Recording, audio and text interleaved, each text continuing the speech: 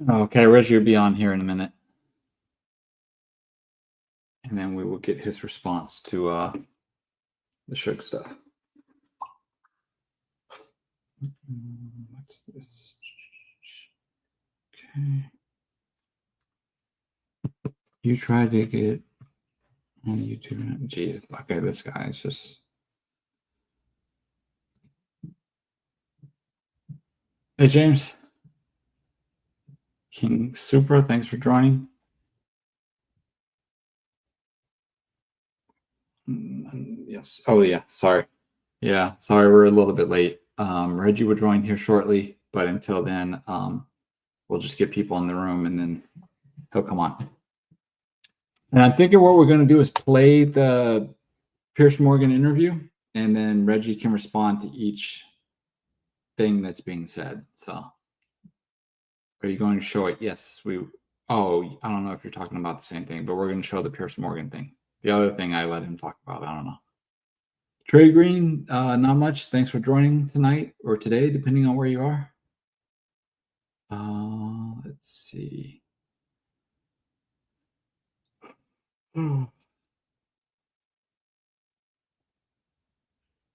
Max 87. It's always funny. The people that always talk all the stuff have no avatar. Okay.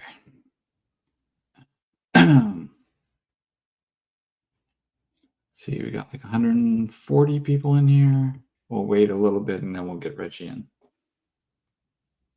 Hey, Rick James, thanks for joining the stream tonight.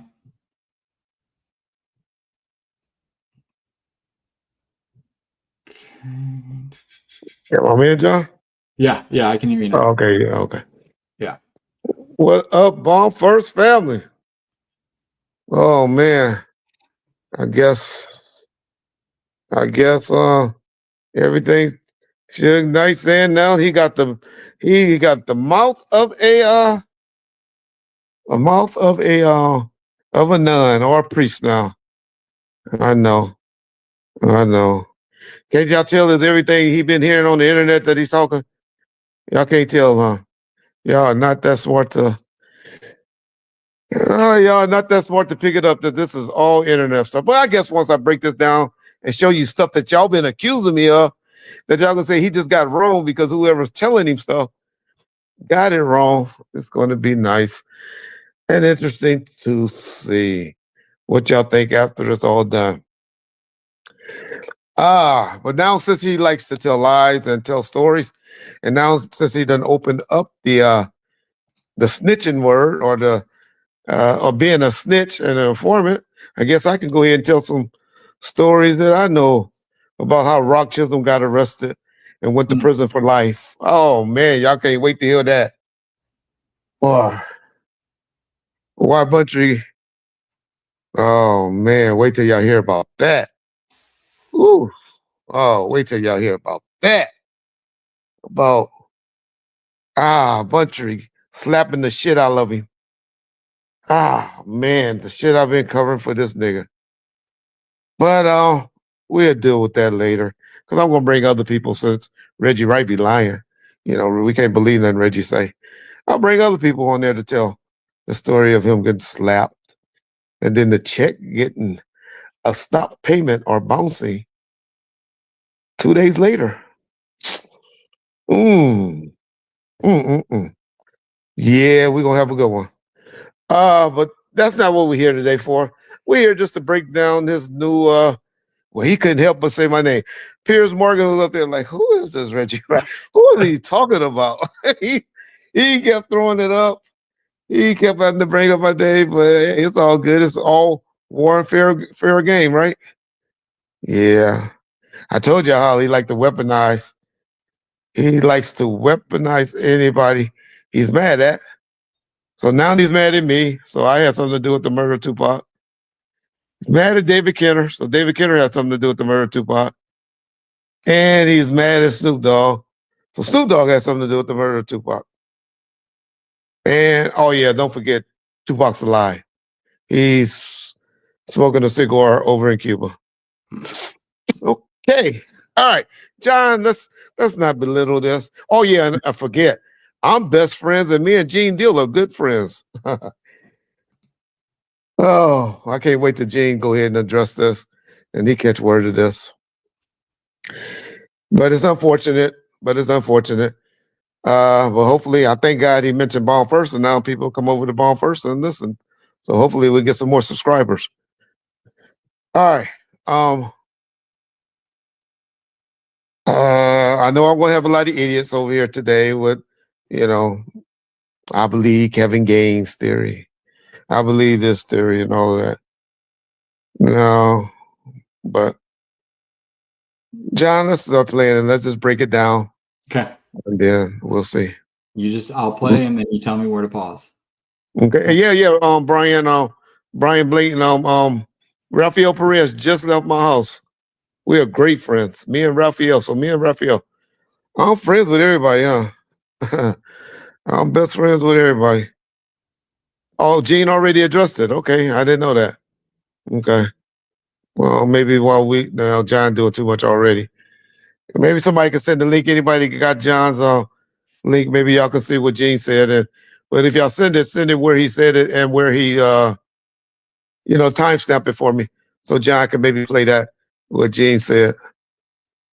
But I think that medication that you take when you have the package, I think that makes you. I got to look up and see if that makes you delusional or not. I'm surprised. I guess when you're on a PCR, you can say anything. I guess they let them on the PCR say anything. But anyway, let's go ahead, John. Let's get to work. Okay. We're gonna play it, and then we're gonna interrupt it, play it, respond. Okay. You just tell me when you want to pause. I'll tell you when to stop. I'll say pause. Oh, okay. No, I gotta say stop because they done messed up the definition of pause now. Okay. Pause is like I'm saying something. Yeah. Okay. Move it because they said if they would have went another inch, either I'd have been a vegetable or dead. Now, for as what they say Puffy did and didn't do, just the facts. The facts of the matter is this. It's a guy named Reggie Wright Jr. who was over security. He didn't work directly for Death Row. All right, so let's stop right there. So I didn't work for Death Row now, y'all. I didn't work directly for Death Row. Damn. Ask anybody. Anybody have ever said that I didn't work for Death Row? Anybody? Y'all please hold your questions. Y'all can make comments. Y'all can make all the comments y'all want, but y'all questions, because I want to get to your questions. Let's hold your questions because I'm not going to answer questions. But I appreciate that super chat, and I will stop for super chats. So any jewel stories he shared with her and Suge, respect Reggie. Any jewel, okay. I'll get to that later. But appreciate that, nobody. But I will answer any super chats that y'all send. But keep going. Company called Wright Security, who did security for Death Row with off-duty police officers or guys with a CCW. Everybody knows when we go to a fight in Vegas, we're going to be at the Tyson fight, and we're going to be at my club they call Club 662. You can go to that club and you'll see Mary J. Blige perform, Jodeci performs, Tupac performs, Snoop and the Dogg Pound, Andre. I mean, unbelievable talent in one place. That night was going to be Run DMC East Coast night.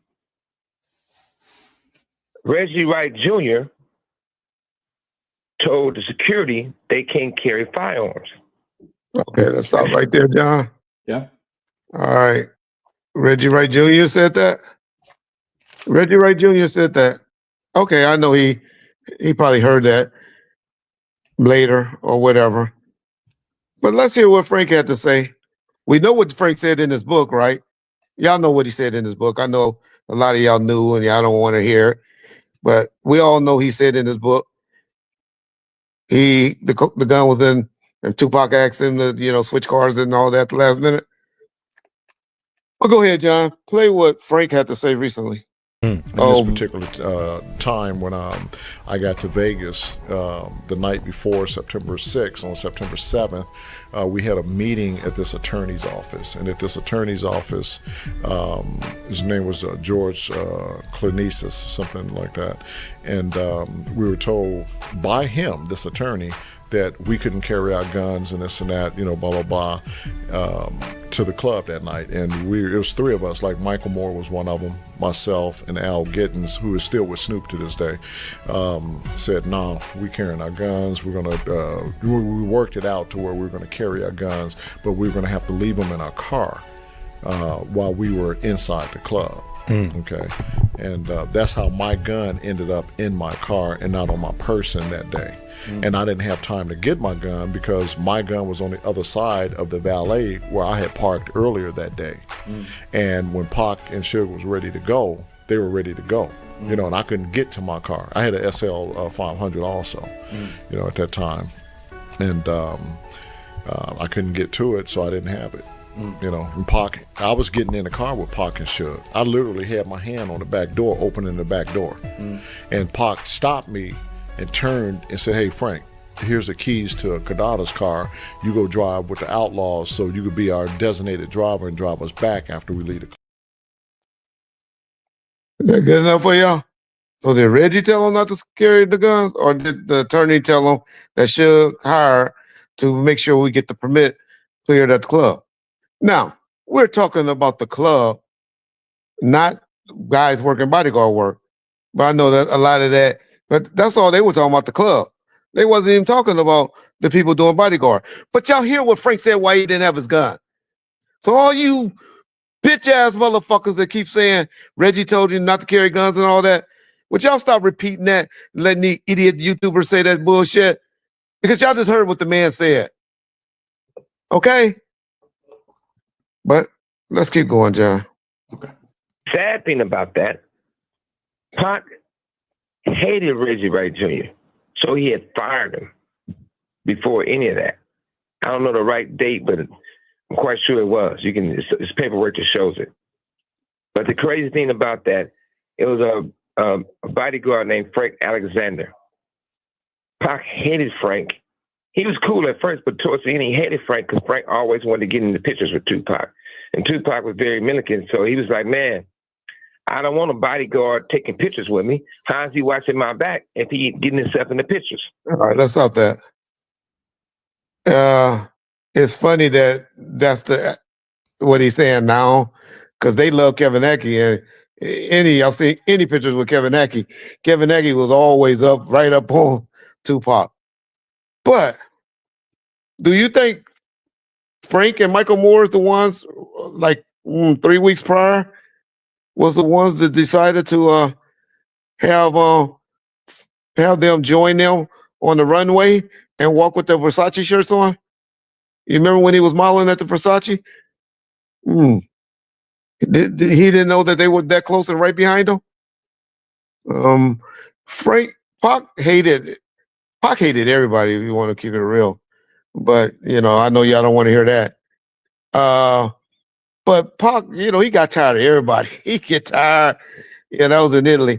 He get tired of everybody. And so he go in and out. But, hey, okay. Who could say if somebody likes somebody or not? Man, sometimes I only know if my kids, my wife, my mom and daddy like me. I hope they love me. But, who knows? Let's go. So I hired a guy named Michael Moore and told him to bring another off-duty police officer because they kept their guns. All right, hold on. Let's stop right there. He hired Michael Moore now? Okay. And Michael Moore was a cop, but I thought Michael Moore worked for Mr. Wright. Don't y'all hear all those interviews? Mr. Wright said, Mr. Wright, Mr. Wright. But now Suge say he hired him because he's tough and he wasn't going to refuse to carry his gun. All right, Suge, you're right. You did it. All right. Bring another off-duty police officer because they kept their gun and they was real aggressive by protecting Tupac. So on the way to the fight, Reggie Wright Jr. tell Michael Moore he can't carry his weapon when he's doing bodyguard work for Tupac. Michael Moore said, Okay, well, let's stop right there, John. All right, y'all. Y'all done heard the stories a million times, haven't y'all? Well, Michael Moore said what? He was like, Mr. Wright called me at the room and told me, that that Kevin and Frank was going to be on Tupac, and that he, couldn't work it. But I guess now he said on the way to the fight because he don't, whoever feeding him information has it all wrong. He has it all wrong. So it's kind of hard when you don't know stories and you're trying to repeat a script. It's kind of hard to do. But so Michael was going to do it, but we're going to leave Frank. But he knew and he saw Frank. Frank was about to get in the car with him. But then Pac told him, yeah, let's keep seeing how this play out. All right, let's go. I'm going back to the hotel. If I can't carry my gun, I can't protect myself or Tupac. So I'm not going. So Reggie Wright Jr., who nicknamed that Pac gave him Pork Butt. So Pork Butt goes and says, Frank, you can go, but you can't bring your gun. Now, everyone All right, knows. let's stop right there. Y'all remember what Frank said, right? Y'all remember what Frank said? But now there's all of a sudden Reggie said. And you say, this is not a good look for Reggie. Two women bickering. All right, maybe you the type of bitch ass nigga that don't defend yourself. But my mama and daddy, nigga, you hit me, you hit back. That's what they taught me.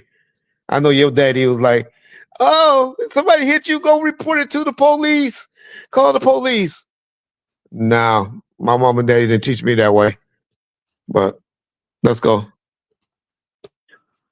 You can't be a bodyguard without a gun. So after the fight, we come from the fight. Hold on, let me stop that. This pork butt shit, ain't nobody ever called me that shit to my face. But, hey, whatever. Y'all got to remember, I protected these niggas. They were scared to go somewhere without me and my security or my people. Now, they probably would have got some of the homies or something like that if I would have broke down and said, I ain't doing it no more right there. You could get somebody, get the Muslims or whatever. But that's how they were moving at the time. So nobody disrespected me around Death Row. Nobody. The only time I ever really get disrespected is when my wife mad at me or when you niggas on the internet typing being keyboard gangsters. All right. Tupac got into it with another guy. It was a big fight. After that fight, after we stopped to a few places, we go to my house. I told Frank, I told all the security, I told everyone. Pac just beat up a well-known gang member. Send 4 or 5 guys extra to the house to escort Tupac to the club. Reggie all right, Wright let's Jr. stop right there. So y'all remember, it always been, I called Reg and told Reg to send 4 or 5 guys to the club. You remember that gap tooth motherfucker and all of them? Every minute. He called Reggie. And Reggie refused because he was so in his feelings. He refused to send 4 or 5 guys. The Suge Knight say he called me. The Suge say he called me directly. That's how all these narratives get messed up. But when somebody feeding you the script gets messed up. But you remember the script was supposed to be, he called me. That's what that gap tooth motherfucker was pushing. He got about 10 videos saying that. Do you hear what he said? Repeat that part again. Who called who? After that fight, after we stopped to a few places, we go to my house. I told Frank, I told all the security, I told everyone. Stop. Let's stop. So what other security he told? If it was only Frank, I told Frank and I told all the security. Who he tell? Not even say he about to tell Frank to call. Like I said, if he told Frank to say that, I can't say if he told Frank that or not. I wasn't there. But I can tell you nobody ever called me. None of them. What other security guards would they call? So what other security he talking about that he had? I think he talking about his homeboys that I always tell y'all that was with him. He might have told that to his homeboys. But, okay, let's go. Beat up a well-known gang member. Send 4 or 5 guys extra to the house to escort Tupac to the club. Reggie Wright Jr. refused to send the security guys, refused to show up. That wasn't a coincidence. It was a murder for hire hit. Okay. Let's stop right there. All right. Yeah, I might be going to jail because Suge Knight worked, because of what Suge Knight say. You's a motherfucking idiot, if you believe that. But my whole thing is, y'all can't see this and see that this is all bullshit. Y'all been told all this time that I was called, that he called me and told me. Y'all just hear the man. Y'all just hear the man this say. He forgot the script. Oh, I told Frank to call Reggie. And all of this. Dang, y'all some idiot. It's a lot of motherfucking little bus helmet motherfucking school bus riding people, boy. If y'all, but anyway, let's go. It was You blocked should have got a in. bigger voice and a bigger credibility, maybe to you idiot. The Suge is known as a liar in everybody's circle, a known liar. But you keep listening, you'll see all these lies. Show up. That wasn't a coincidence. It was a murder for hire hit. It was blocked in. It was more than one shooter. Only person know the truth, the real truth, is me and Tupac. He's not there to tell it. Only person knows is myself. But Reggie Wright Jr. tried to change the whole story of the narrative, what actually happened, and he was not there. That's true. Doing that. That's true. I wasn't there. I wasn't there. That's true. That's the first true thing he said. What do you All think right. about him saying there were multiple shooters, but every police report says there was one shooter? No, I didn't catch that part. Yeah, he said there was multiple. Oh, shooters. wait till he say he got a 45 bullet in his head. So maybe that's where he's going. That they only reported the 40 caliber shells, and because I got a 45 bullet in my head, a 45. Okay, he's so stupid. He only know it was the shoots was a 40. But let's go. Story of the narrative, what actually happened, and he was not there. Yeah, During that's that true. situation, No, I'm sorry, John. Go ahead. What? No, I'm saying go ahead. I was just saying I wasn't. He right. That's the one thing he said is true. Okay. Well, everyone knew at the time, wanted Tupac dead. Snoop had a meeting with Daz, Corrupt, Nate Dogg, the Dog Pound. Said, we're not going to Vegas. This is their words, not mine. We're not going to Vegas because basically something's going to happen. Somebody's All going right, to let's get stop it killed. right there. Let's stop right there. Mm-hmm. So, for those of y'all that new to the game that really want to know what happened and why Snoop and them decided not to go to Vegas, y'all got to remember what had happened like 3 or 4 days prior in New York, where Tupac and Snoop got into it regarding Snoop saying some stuff on the radio, and that's the only reason why Snoop and them wasn't going to or didn't go to Vegas that weekend. And to be honest, I don't remember Snoop really going the last 2 or 3 times for any fights. I only think he went there the first time, and not 100% that he went there. Now that I think about it, can anybody pull up any pictures with Snoop at any of the Club 662, other than when he did the St. Ives commercial? I can only think if I'll be surprised if Snoop was there more than 2 times.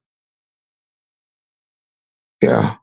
And one thing to point out real quick, Reggie, is on Daz's interview on Vlad TV, where he says why they didn't go to Vegas, he never said because somebody was going to be killed. Daz's direct quote was, because we were already on some death row stuff at the time. They were mad because y'all got to remember Tupac was talking about, he was saying, and I always thought it was funny, but he was saying that when he got back to the studio, they were going to have the dog pound jump. I mean, the Outlaws jumped the dog pound, and they were going to jump them and all of that. But yeah, but I don't know. It was just tension behind that situation, and it was 3 or 4 days old, and yeah, they were on some fucked death row because of that situation that happened in New York. But let's go. right? So Corrupt tells the story, Dash tells the story, Warren G tells the story. Now, what Dash says, when Snoop said that, I said, damn, we can't go to Vegas. Who's going to get those niggas? They're already going to get got, basically. Corrupt tells the story and says, once he tells everybody they can't go to the fight and can't go to Vegas, turns around, Nate Dogg says, I'm going to go to Vegas. Then because I'm going to Vegas, I don't got to be around basically me and Pac. He said, as long as I ain't around them, I don't have to worry about getting shot or getting a stray bullet. That lets you know, premeditated plan. Warren G says, when the fight was going on, he was watching at his house. Snoop came over to watch the fight. Snoop had a walkie-talkie. These walkie-talkies, he only got this walkie-talkie that I bought for security and the principal that security doing security with. And they worked on all the West Coast. So if you're an artist and you going to the mall or you're going somewhere, they have a walkie-talkie, security have a walkie-talkie. If you're not going to an event with any of the security details, you don't have a walkie-talkie. Because I didn't buy that many because I wanted to be exclusive to hand them out who was needed. All right, let's stop right there. So now he wants y'all to believe that Snoop and his security didn't always have a walkie-talkie. The biggest star in the world and his crew didn't always have a walkie-talkie. When they wasn't going to an event, we take the walkie-talkies from Snoop and his security. Snoop and his security did not even roll with us that much. They had their own thing. I don't even remember Snoop ever having a walkie-talkie, but his security definitely did. And but yeah, so we'll see what's up on that. We'll see how this plays out. Okay, go ahead. Are you there? Yes, I'm here. Yeah, so Snoop Yeah, he comes didn't in listen on to the your Warren bullshit. G, and he got this big walkie-talkie. They start hearing the gunshots. When we getting shot, Snoop listening to it in real time.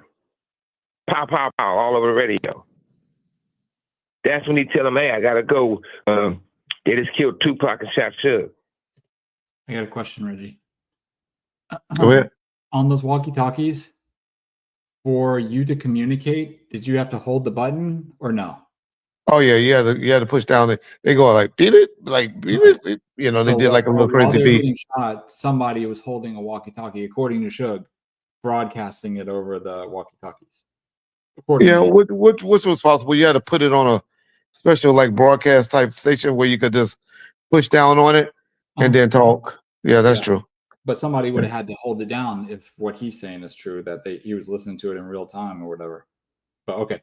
Oh, I see what you're saying. While they doing it, yeah. Yes, I don't even know what Sugar. When I think he's talking about that, he's trying to insinuate like, oh, Sugar them just got shot. This got like play by play, like you'll be talking if he was on the phone is what I think. But who knows? Yeah.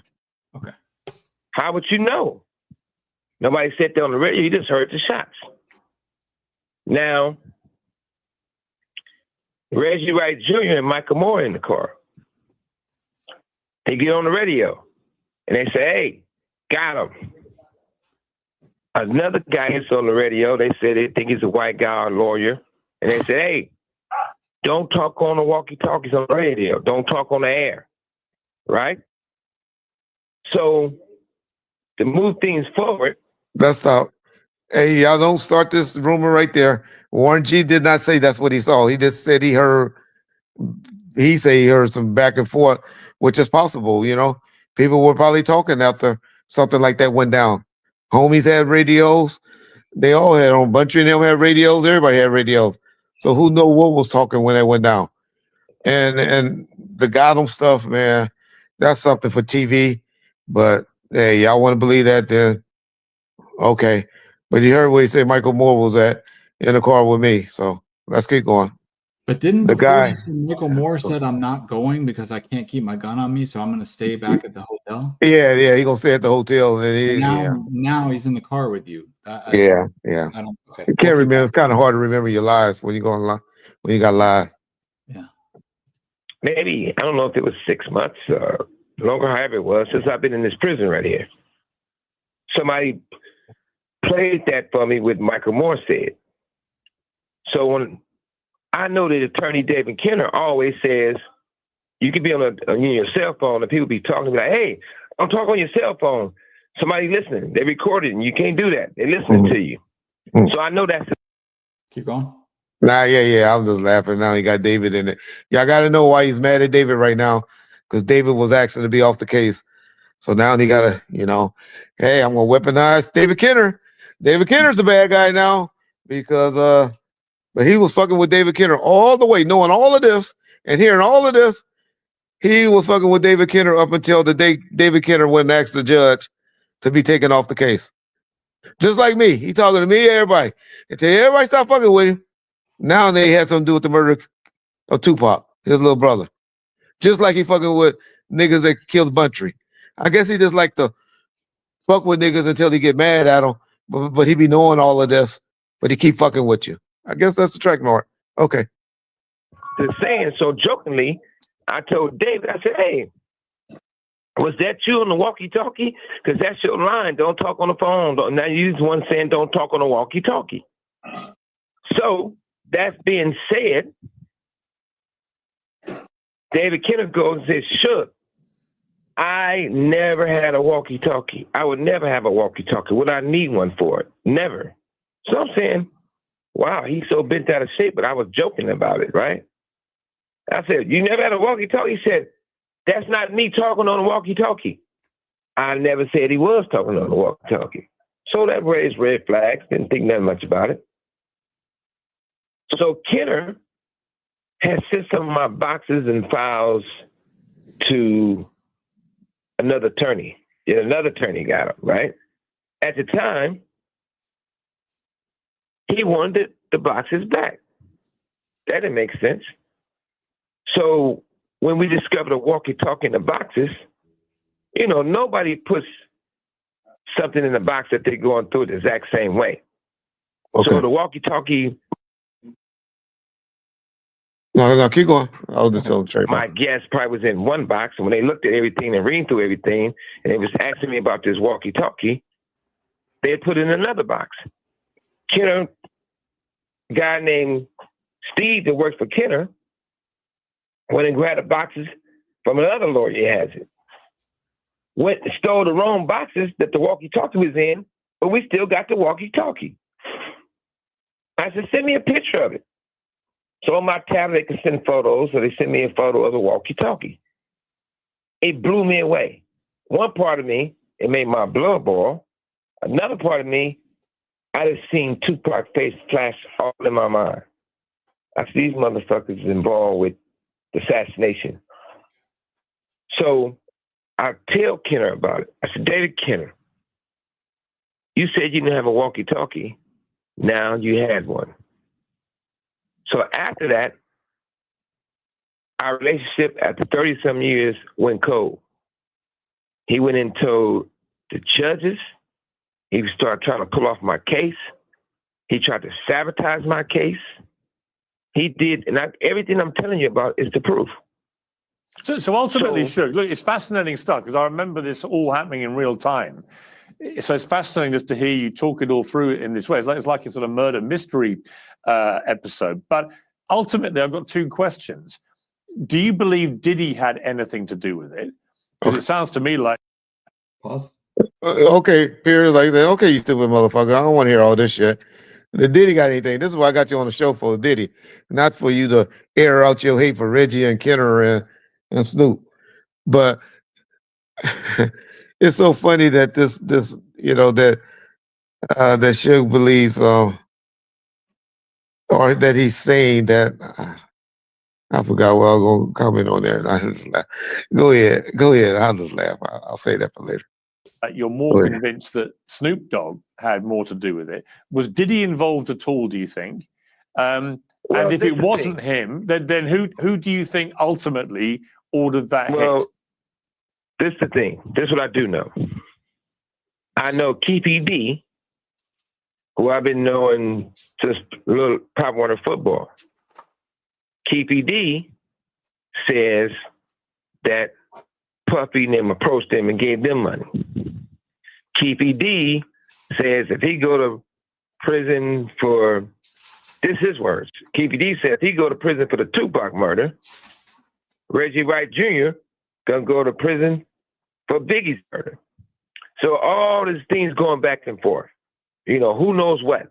Absolutely what? What we do know, money was paid out.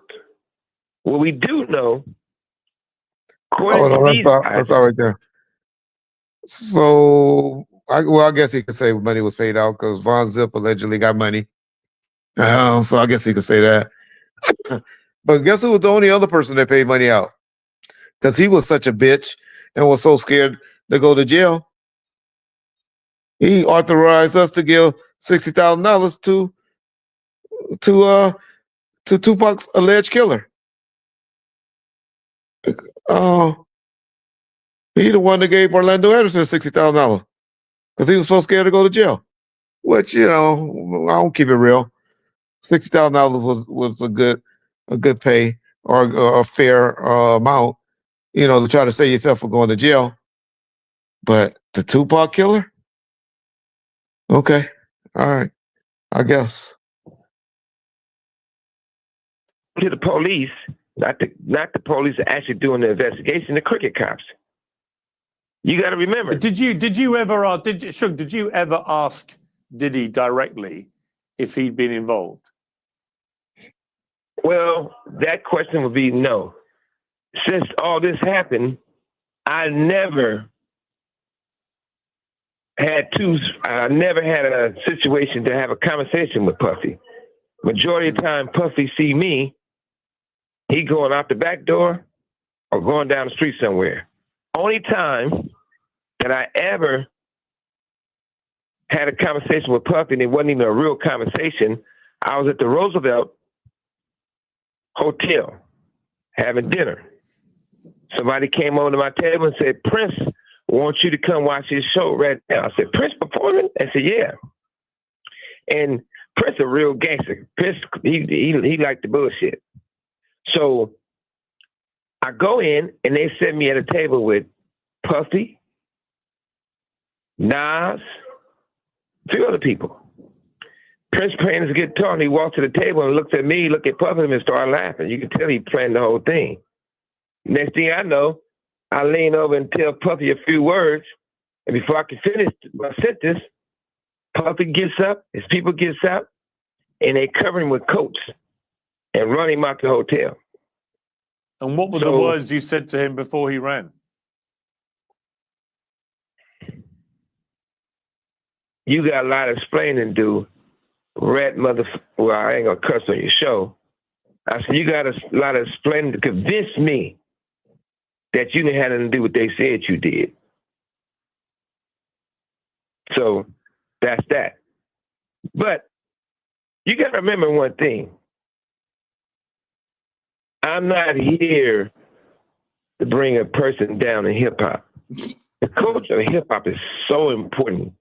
And it was so powerful. It could have been done so great. But I still stand behind what I stand behind. I mean, these. Yeah, but look, I'm going to come to Diddy's case, which I know you have a view about, where you think he should walk, and many people. I interviewed Ray J, who said the same thing. But obviously, you've just revealed a very fascinating moment where you confront P. Diddy in a club when he's known as Puffy at the time, and you basically tell him he's got a lot of explaining to do about the murder of Tupac and the attempted murder of you. I mean, that's a dramatic encounter. Yeah, and it's a big world, but it's a small circle. Reggie and Puffy was closer and closer. And Reggie tells a lot of stuff, and it's not up to me to tell the story because that's Reggie's story. But Reggie and Puffy definitely were lovers. Puffy allegedly gave him $10 million to an album. They never put one song of two brothers loving each other, whatever it's supposed to be. It's just, to me, we have so much. If you look at all the bad things in hip hop, when it's all said and done, It comes But from just to be clear, what I think you just said, Suge, you just said that Diddy and Reggie were lovers. Is that what you said? Ray J. I said Ray J and Puffy was lovers. Really? Yeah, Was that well known? of course. Hey, stop. So that's well known. But don't y'all remember Suge gave his rights to Ray J for a minute and all of that? So the guy that he think that was his arch enemy a little bit and all that, and he knew Puffy and Ray J was lovers. And tell you, boy, when he get mad at you, boy, it's all gloves off. It's all gloves off, huh? Okay. All right. Y'all keep believing that. Y'all keep believing. I'm not saying that Ray J and Puffy or whatever, but how he knew that? How he know? Everybody. Is it well known? Of course. Okay. But ultimately, Suge, do you believe that Diddy and or Snoop Dogg were directly involved in that shooting? I believe that I'm putting it to you like this. When you take Death Row, you take Bad Boy. Puffy and I was friends. When Puffy would come to LA, I could pick him up from the airport a lot of times. We'd hang out. If I do an event in New York, Puffy then came to my event and DJ the whole night for free. So you can't say we wasn't friends. But later on, right, people from Death Row and people from Bad Boy, regardless of their securities or not, they remain friends.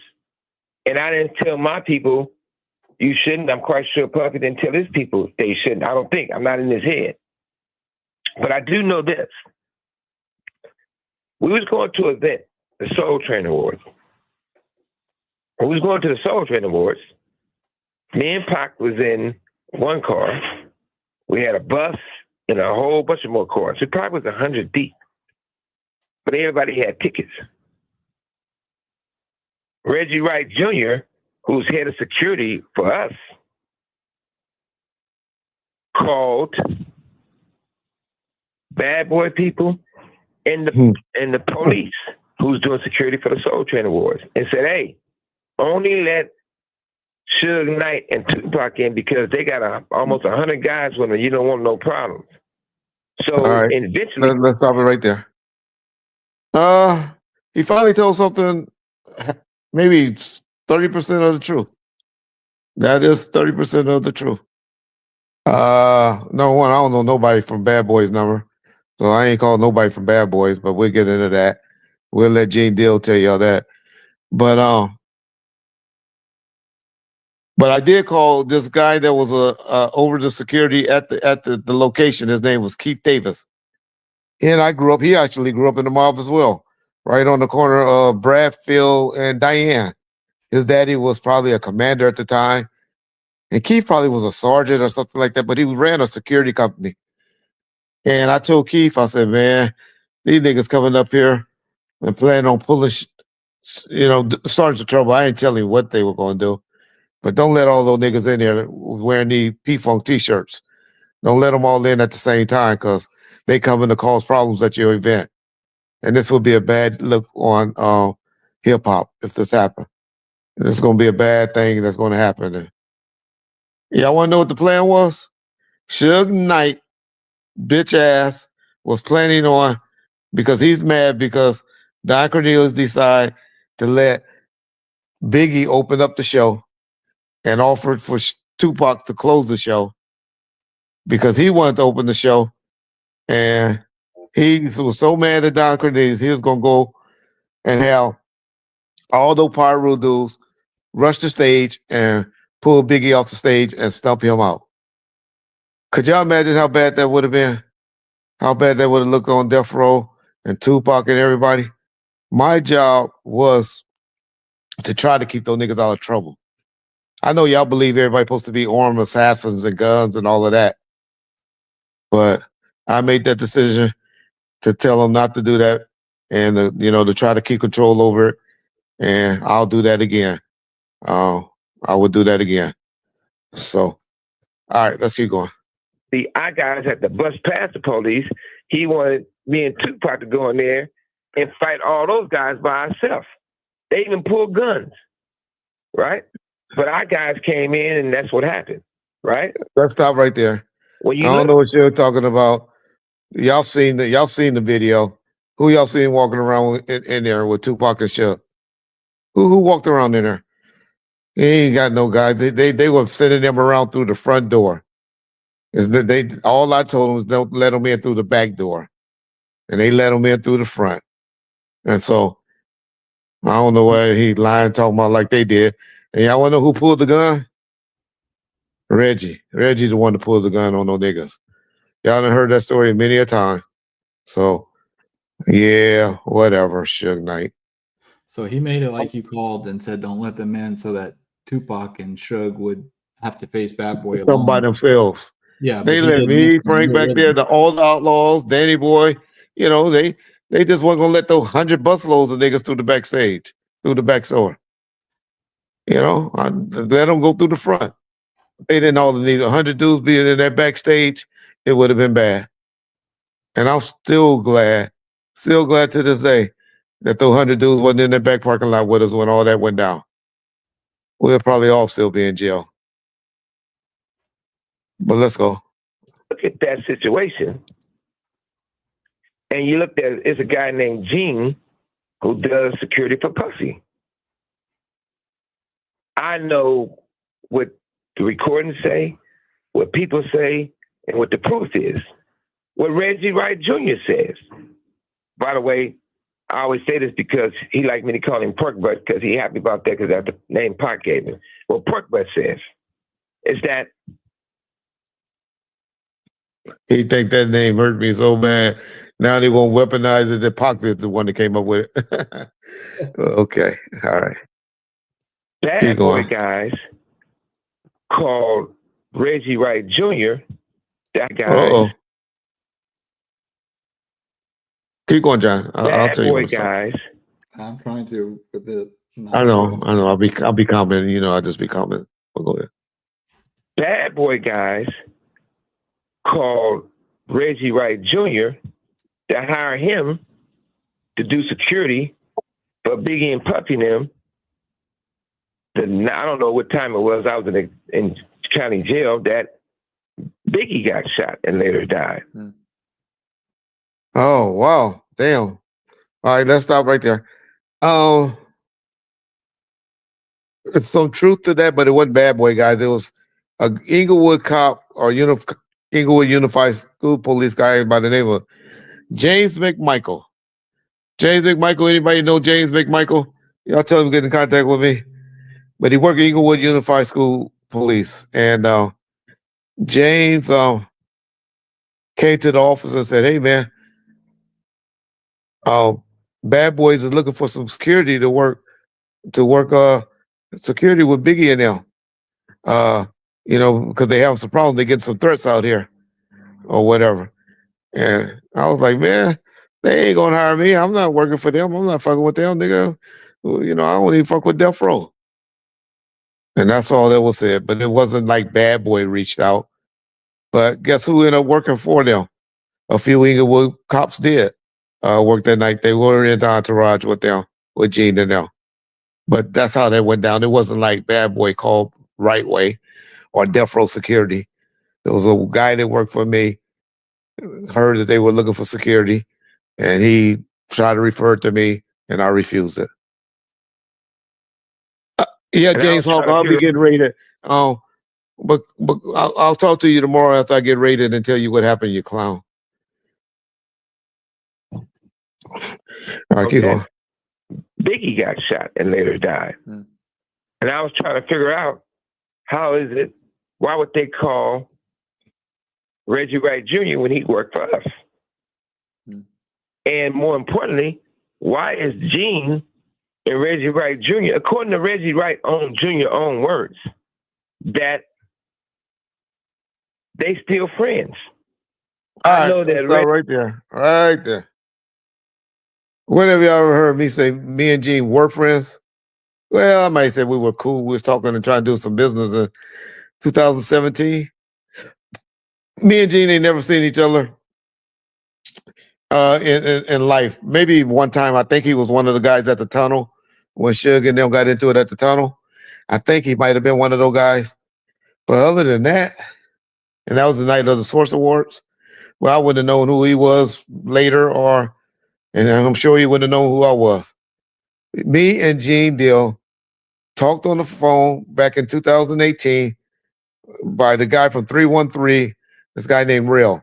He's the guy that introduced us. Sometime in 2018, that's because my boy Machiavelli, what's his name? It used to be Gab and Sam. Gabble, he was trying to do a documentary where he had something done with some guys that was going to do a show on me and Gene Deal. But me and Gene Deal, we fell out during negotiations, or not me and him fell out, but the negotiation broke down because Gene wanted a little bit more. And now seeing what Gene doing and the numbers that he doing, I guess he knew of his value more than I respected my value. And so I might have to say Gene was probably right, because I think he was asking for 50,000 to do it, and they was only willing to give like 25,000. That's the only time me and Gene ever been real cool. He came on Bomb First and did a live stream, probably sometime in 2018, the beginning of 2019. Other than that, that's the only relationship me and Gene Deal ever have. So, yeah, let's go. Reggie Wright Sr. is higher up in the sheriff. I mean, he might have been a lieutenant. Has anybody told you that Diddy was involved? I'm not even throwing nobody in the bus, but you know. No, I'm not asking you to Reggie name Wright them. Jr. I'm not asking you. I'm not asking you. I'm not. You mean boss? He ain't gonna throw nobody under the bus. That's all he been doing the whole interview. But okay, all right. Saying I'm not asking you for okay, a well, name. this is the thing. They said that. TPD said that. It's a check says that. But at the same time, like I said before. Oh, that's how rumors get started. What check he talking about?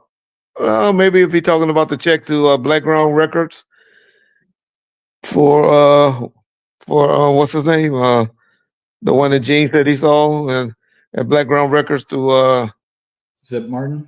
put the zip and all that. Maybe that's what he's talking about. Okay, I'll give him that. All right. Really understand. They took Reggie Wright Sr., who's over the gang, you know Compton better than anyone, off the case basically, because they said his son was involved in assassination of Tupac and me and get shot. Let's stop there. Because his son was involved? No, because his son was working for Death Row, and they didn't believe or didn't want to believe any of the information to be tainted because they knew his son was working it. So Reggie's best friend, who was the chief of the police, put him upstairs and took him and told him to have his sergeant lead the investigation and work with Las Vegas PD. All right? All right. And Frank Alexander, in tears, told me that these people was all involved. And that's why he did not perform the way he wanted supposed to perform. And if you really look at the other situation. Let's stop right there. So Frank told him he didn't perform the way he was supposed to perform. Y'all remember the audio we played earlier, right? Why Frank said he didn't have his gun. Right? Y'all remember that audio, right? But now Frank's crying. Y'all read the book. A lot of y'all read the book, right? Did y'all hear Frank say anything about that? The last time Frank told y'all he had seen Suge or anything is when he left the house after Suge threw the phone down when he found out Tupac got killed. I mean, that he died. I'm sorry, that he died. So when that conversation took place, y'all?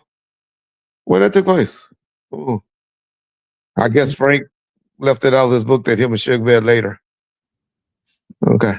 You about to say something, John? No. All right.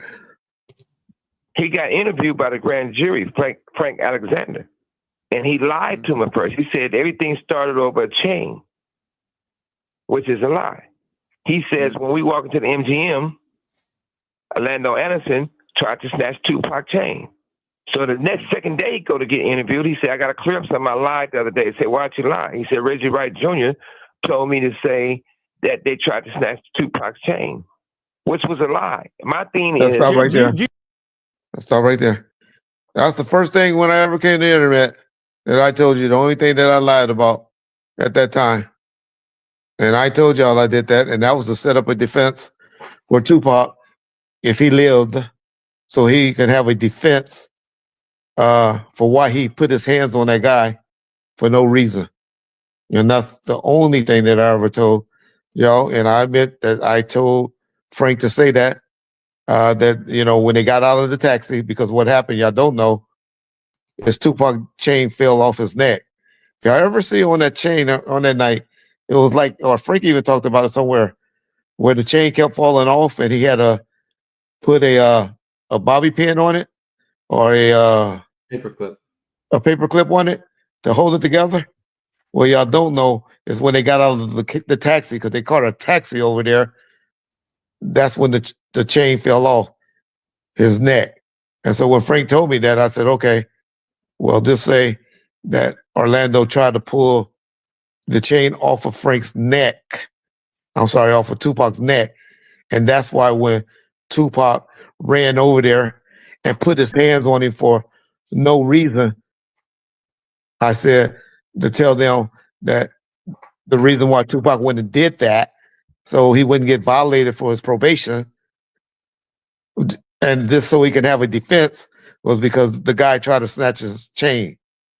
I know that goes over a lot of y'all here, but hey, that's what, as a security or somebody that been in law enforcement, you try to do. And so that's what that lie was about. But I did admit to that one. Reggie can't get out of this. Get out of what? Because Suge Knight word is about, Suge Knight word means about as much as you having some money means. And you know how much money you got. You broke motherfucker. All right, let's go. Do you think, Suge, you you'll can ever... tell that these police mess up area investigation there is to mess up purpose. No, I hear Hold you. on, I mean, let's stop do that you right think there. we're ever going... Stop there. Gutter boy. We don't know what a violation is. A violation is based on what a judge thinks. But at least you got a defense, because you're definitely gonna get violated for your appeal bond and go sent straight back to jail if you just found out that you ran over and beat up somebody and hit somebody as he did for no fucking reason. So you just try to give somebody a defense. All right? Let's go. To know for sure who was behind that assassination of Tupac and attempted assassination of you? I'm quite sure we will find out, because this is a few people who finally trying to get it right and tell that real story. And they've been going through a lot of times with that story, because you had guys like Snoop and Reggie Wright Jr. and all these people calling these people, trying to basically threaten them. It's an audio. Who I threatened? Snoop Dogg. Who I threatened? Tell one person involved. I threatened. What? I threatened Mutal? Well, no, Mutal wasn't even there. I guess I threatened K-Dub and Neckbone. They'll say that they always say that there's a recording of Frank being threatened. Well, I can't call. He can't help the case. He said they're going to help the case. Frank ain't here unless they're going to do a seance or something. Yeah. And I didn't threaten Frank. I just asked him what they going to do. I'm trying to get him to go to court. Right. Yeah, so I threatened Suge. Man, I ain't got to threaten Suge. Let me tell y'all a little secret. Las Vegas PD got all the Suge Knight conversations that he's been on for the last 5 years. All right. So all this retelling and everything that nigga done said on the phones has been recorded. And he's been talking to me for over 4 or 5 months. Y'all think me and him ain't talked about all this shit? And he ain't never said, Red, why they say that? Why Keefy D is up there talking about? Why Keefy D up there talking about he wasn't in Vegas that night? You don't think they got all that? You stupid motherfucker. Man, okay. All right. Basically admitting why Tupac's dead. He's admitting why he died. And my thing was, how would you know all this if you wasn't involved? And I could have been an asshole and released that audio. Releasing that audio. What audio? Hold on. What audio? He said now what audio? Audio is Snoop Dogg. What audio did he got? he got audio. He been taping. He got phone calls. Suge need to learn though. He really need to learn, and that's gonna be great, man. I can't wait. I think I might. Y'all know it's a YouTube channel out there that's all they do is subpoena, or I guess it's a freedom of act thing where they can get prison phone calls, and they just play it, and they just play people's phone calls from prison. Boy, that would, man. Y'all need to get one of y'all need to start a YouTube channel, do the freedom of act thing, and get all Suge Knight phone calls. Y'all will blow y'all internet. Y'all will be rich. One of you broke motherfuckers need to do that. That like the research stuff. Yeah, start a YouTube channel, and this Suge Knight prison calls. And oh man, y'all will see how he be talking to all these different women, how he play everybody against each other, how he tell all them, oh, you the finest thing, you my baby, you my wife, you my fiance. Oh man, oh that nigga's a snake motherfucker. Oh, that Dave Mays is a y'all know that bitch ass Dave Mays got mad because we released that little audio, y'all. He's just so mad, man. Y'all just don't know how stuff like that will hurt these bitch ass niggas. I laugh at y'all. I laugh at people on this, but people are really that sensitive. Y'all, man, y'all can have a ball. Maxi 23, you my biggest cheerleader. You look like a little homosexual or something, but you my biggest cheerleader. But you always on my page talking shit. You and that James, well, I know James is just a faggot from the UK, but you got nerves to have a black face. And you talk shit like you's a little bitch. If you don't like Reggie Wright, why you always on Reggie Wright page? You on my page more than anybody, Maxie. All right, let's go, y'all. Would have put Snoop in prison for the rest of his life. That's how powerful it is. What's happened to that audio? I'm not talking about you, James. James, what has happened to that audio? Morning. Oh, it's still there. But he's admitting the truth. And it's real sad the fact that even though Snoop didn't buy Death Row, he never purchased Death Row, he just registered the name to try to use the name of Death Row. And he can't show you paperwork, he can't show you the proof. But what he could show you the proof of, it's crazy about him, because one day... Let's stop right there. Let's stop right there, Don. Antonio, he's in San Diego, Donovan State Prison. And he talking codes a lot. If y'all know this, Suge talking codes a lot. You do it, I'll partner up with you, and we'll be able to break that audio down, because I know all his code words. Reggie's a liar. Whatever I'm lying about, I'm just responding to his stuff. See, it's one thing when you just don't like somebody, you can just talk shit about them. But if you're not here to listen to voice or reason and just to hear shit out, then this place not for me, for you. You need to go over to Vlad or Arts and listen to them. But if you want to hear truth on stuff, then okay. But yeah, but man, okay. Stephen Blivens, okay. And you broke. So what's the difference? All right, let's go. He'll show you the proof of it. It's crazy about him, because one day he's talking about doing a gospel album and praise the Lord with a robe. The next day, he's trying to do songs regardless if he's talking about me and other people. I don't know which one you're ever going to get. It's two sides to the devil. One day he wearing blue fingernail polish on his hands, and switching. The next day, he a Crip mascot. But what Stop I like do that. know, Stop right there, John. Now that's one thing that Suge said that I agree with. I 100% agree with him there. Yeah, I agree with him there. All right, let's go. the next day, he a Crip mascot. But what I do know is that it's real sad that Universal and Interscope will let this guy run around and speak on Death Row or Tupac or anything to help him promote stuff when they know his involvement with the assassination of Tupac. His own words put him in the cell. So Amazing. it's so sad that when something comes out, these guys turn around and try to flood the media with different stuff, with different narratives. Reggie Wright Jr. Let me ask you, and his Suge, family let me ask you. to say cops. I hear you. Let me ask you directly now just about the Diddy trial, because you've said that you believe he should definitely walk, which is pretty extraordinary given what you've just been telling me about, Diddy's possible involvement in trying to kill you. But why do you think he should walk from this case? Well, number one is that this. Let's start right there. Racketeering. That's it. Cause I do the same thing. I done did the same thing to women. So yeah, of course I ain't gonna say the male part because Suge ain't did the male stuff, but he does like this thing called Big Black stuck in his ass. He do like Big Black. Yes, he do like Big Black. So, but now if that's gay, I don't know. Having a woman do it, I don't know. But that's why I think, and the beating on women, oh, we about to tell some stories about him and his beating on women. From Michelet to Toy.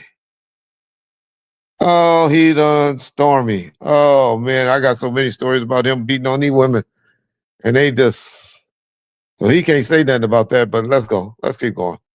And make a case, they would have to put other executives in custody also, which they would never do. It's a guy named Jimmy Iovine. I consider him family. Been known him forever. Jimmy Iovine used to be a second engineer, and then he started working for Interscope, and I made that company. I built that company, me personally. And let's stop right there. Yes, let me touch on something too. Yes, I witnessed it, but none of them want to file charges or anything, and I'm generally was the one to pull them all. And all of that. But yeah, I have seen him knock the shit out of him, and then I seen him sit next to him the next day. But that's that control shit. That's how that even happened to Cassie and stuff. But I wasn't a cop. Y'all gotta think, y'all think I was a cop the whole time I was with Suge. I probably was a cop, and I wasn't working with him daily like I started working with him. I was probably a cop only about a year prior, and half of that I was on medical leave. Half of that time while working with Suge. A lot of people always talk about, well, you talking about Stormy and then when and they were 16 when he got her pregnant and all of that. Yeah. Okay, number one, the 90s was different times with this 16-year-olds and 20-year-old guys messing with girls. But that still wasn't no justification for it. But when I came around, Stormy was already pregnant. Her mama had extorted her and or got money from Suge. Y'all hear Sharita talked about it on the live stream. Went and contacted Sharita, his wife, and all of that. And I even think went to the law enforcement with that. And so, yeah, that's what happened with those situations. And Peaches, aka Trish Johnson, well, nobody knew she was that young, but him and her. And so that's all I'll say on that. But it was another point about that I wanted to make. So a lot of y'all be like, well, you watched that, but now we know why he was so easily to defend Corrupt, huh? Even though Corrupt was a little bit more worse, though ages, but 13, 14, that's a lot different than 16, 8, 17. But That's why SS. That's why everybody always wondered why me and Suge is at war. John, play that clip, that little 20-second clip that you did about Big Jake that you did for me the other day. This is what started this, y'all. Wait, I don't know what clip you're talking about. The one with Big Jake the Shield. Oh, I can't just play that real quick. Let me go. Oh, find it. okay. Hold on. Yeah, okay. You had gave me a little 20-second clip of it. I did? Yeah, you I know did. what you're talking about. Okay, yeah, 1 second. Yeah. 1 second. Okay, I know what you're talking about. Hold on. Reggie, you reaching? What am I reaching for? I don't even know what I'm answering you. You ain't said nothing positive yet.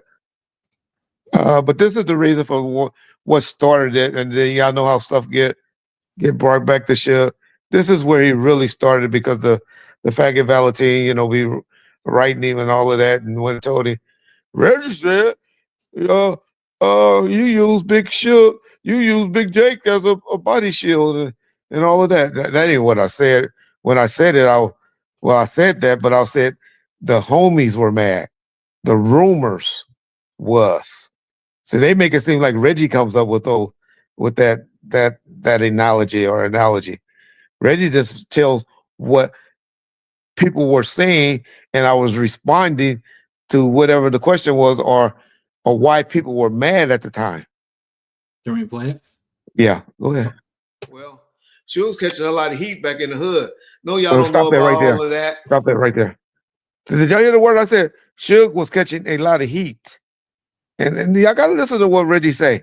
And so when people be reporting stuff, it's just like Reggie's telling what's going on. Not it was Reggie's opinion or Reggie said that this happened. This is what was going on. So keep going. Y'all don't know about all of that, no politics and stuff. But those West Side dudes and no Campanellas really heard the story from people that they know. How Suge took Big Jake and threw him in front of him when they were trying to shoot and used him as a body shield. Just as people said he did to fucking Tupac. Just as he did when they tried to kill him at the club and when they tried to kill him at the Roxy Club and the club promoter got shot. Well, okay. All right. So that's what started it. And then people took it and went and said, add their, to say, y'all know how the story gets when it gets traveled third and fourth hand and all of that. But I said it. It's true. And so that's what happened. Antonio, man, I'll tell you, try to get as many dates as they let you go back. And we'll go through it. The freedom, you know how to do it. You do it, we get those phone calls, we can have a ball. Who was That's that how I got a lot of them. For the Patriots that killed? Who was that football player that for the Patriots that killed a couple people? Aaron Hernandez. Yeah, they did the same thing with his calls, and they have all his calls on a YouTube channel. So through Freedom of Information, you can request all those recordings from any date to any date, and I believe you have to pay a little bit, but you will get access to them. Okay, I did it before. We did it on Michael Harrio. That's how I got all that audio on Michael Harrio. So it's been done. I did a little bit got some of it on Suge. That's why y'all might hear the nigga keep poking the bear. Y'all might hear that audio. A lot of people don't want me to release it. I got a lot of calls, but if that's what's gonna get y'all to see that this nigga is a two-faced, backstabbing, untrustworthy, herpes infected, bitch ass nigga, then that's what I need to do it. That's what I'm going to do. But let's go. What up, Sadie Nash? Capricorn.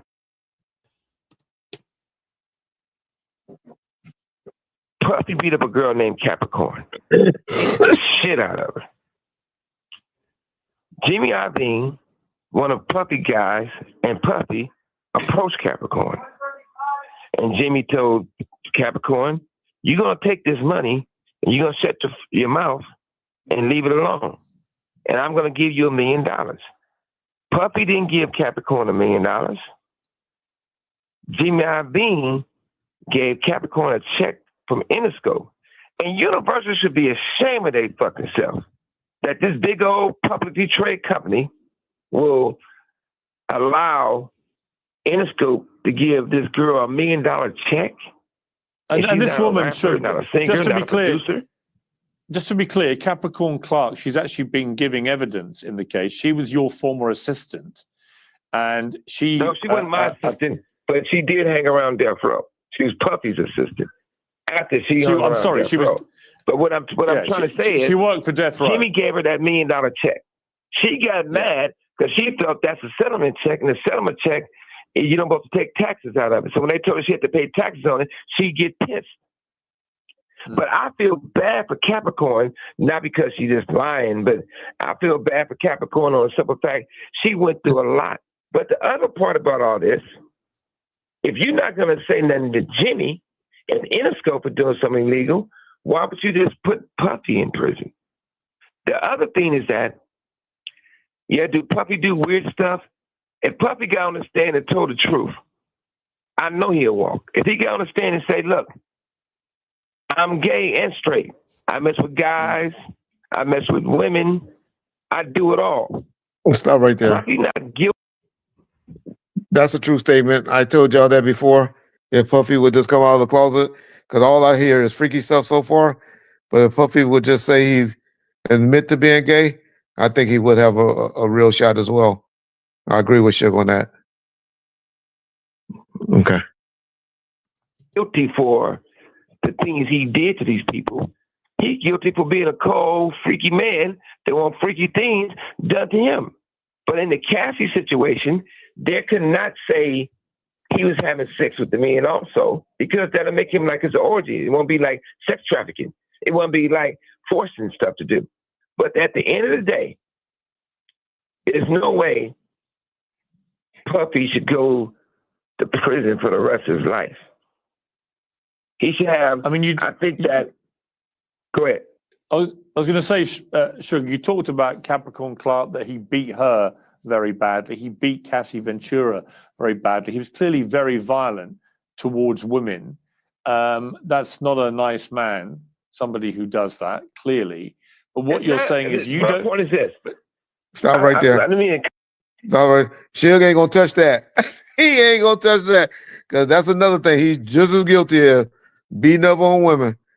Boy, let me tell some stories. Let one of his women say I'm lying. Toy, just so you remember, think of the Four Seasons Hotel at the spa when it was under renovation. Yeah, you know your boy don't be lying. Stormy, think of the Vegas house. I don't know. I don't know if you and Suge back cool or what. But we'll see. And Cap, Miss Clark, reach out to your boy. You want to sue this nigga, but we can't sue him because he's broke. He'll never pay any money. But what's the name of that company? News Nation. Ooh, we might can get rich. We might can get rich off of that. All right, let's go. Cut you off, but it's like this. I'm not saying Puffy not guilty on majority stuff.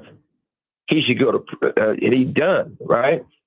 Because even if he went to prison, it'd probably be a better thing. He'd probably be more happy in prison than the streets.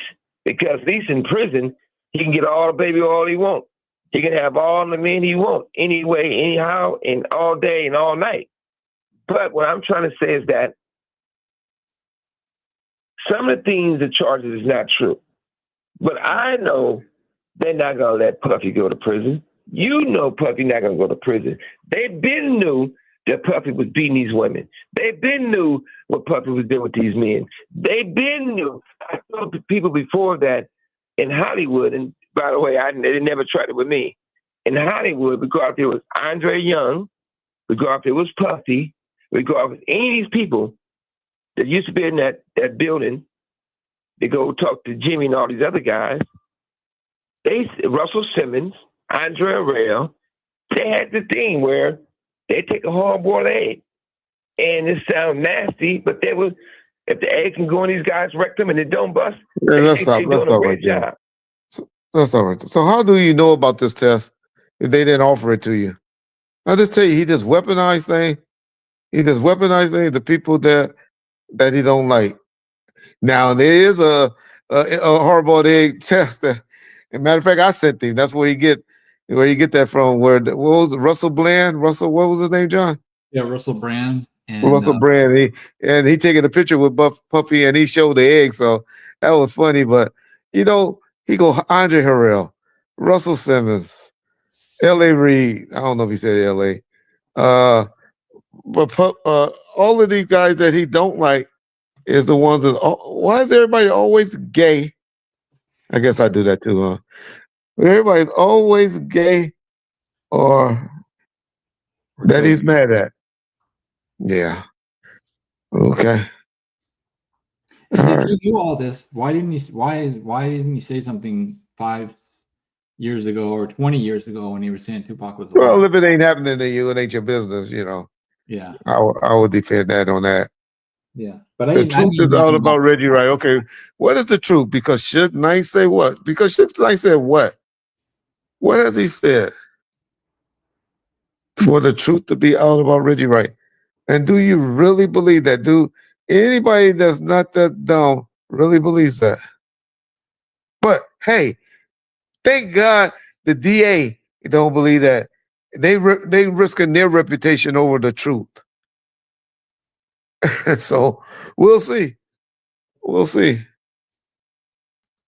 Let's go. And if you look at the pictures, you'll see Puffy and another actor. The guy was married to Katy Perry. After I said this, people start finding pictures of these guys holding up the hard-boiled egg.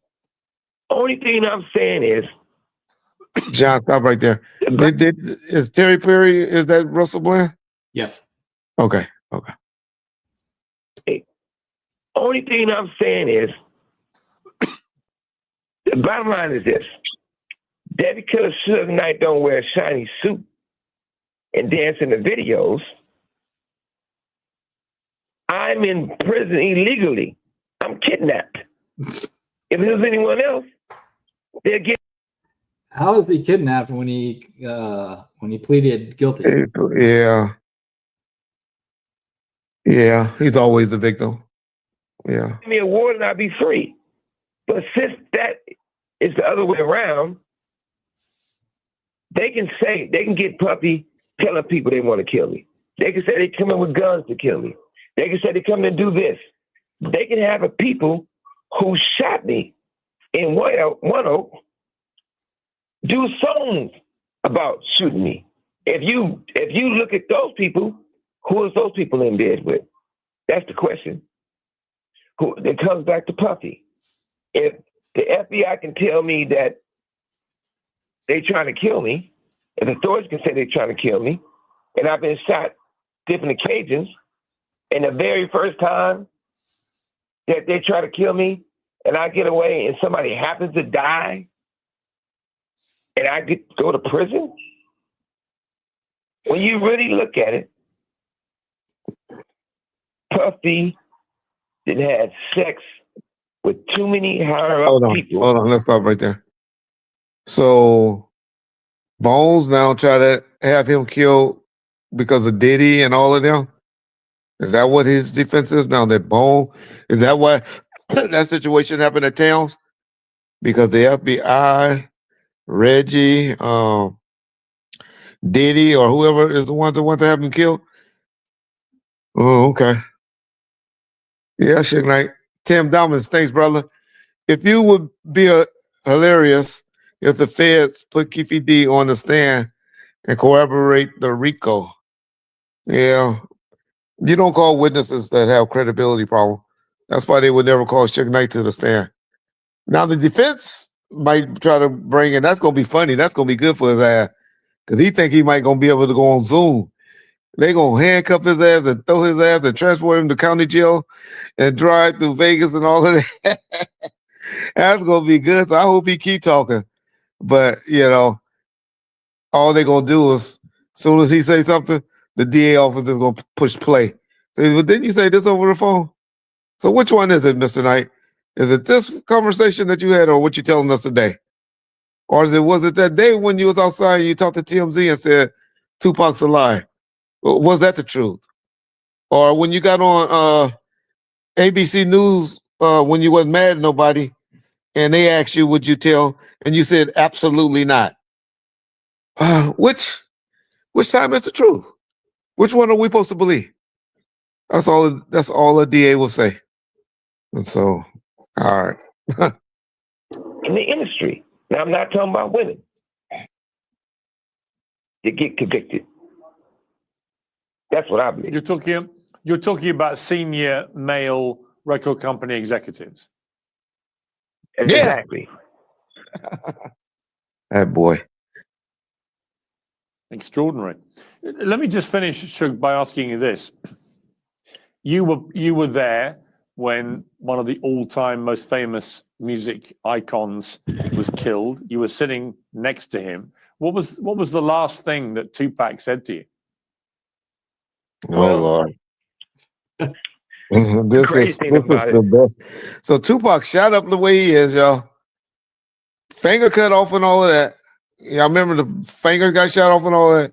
But he was able to put a CD in the disc and say, listen to this song, Chuck. Cause I got music. I got audio where you talking about, man, those songs. I was listening to oldies when I got shot. I mean, when that shit got on. So that's a lie. But now he all of a sudden took that out of the CD changer and Tupac gonna put in Never Had a Friend Like Me. But the shit that this man say. Well, go ahead. I know y'all believe me. I know it's a 10% of y'all on here that believes me. Well, let's go. Nobody came, nobody come to help. And as we sitting there, I looking at him, he looking at me. I said, man, look, we ain't gonna go straight ahead this way to the hospital. I'm gonna do a U-turn and we're gonna go to the hospital off of Las Vegas Boulevard. He said, why? I said, because it's more lights and more people. And he said, well, let me drive. I said, I'm driving. He said, man, you bleeding all through your head. You can't see, I can see. And we was listening to oldies at first, but on the way towards the strip, he put in a song that says he did it about me. And I said, I did, you know, that's me talking about you. The song was You Ain't Never Had a Friend Like Me. I take your collect calls, you get shot of the last Hennessy. And as we riding. Hold on, let's stop right there. So I need to really break down stuff too. Okay. So Suge has in his car a CD or a disc that he never heard a song to before. And then Pac played it for him in Suge's car and played it for him. And Suge never heard this song before. Okay. This is the shit that y'all want to believe and y'all want us to believe. So Tupac had the CD in his pocket, I guess.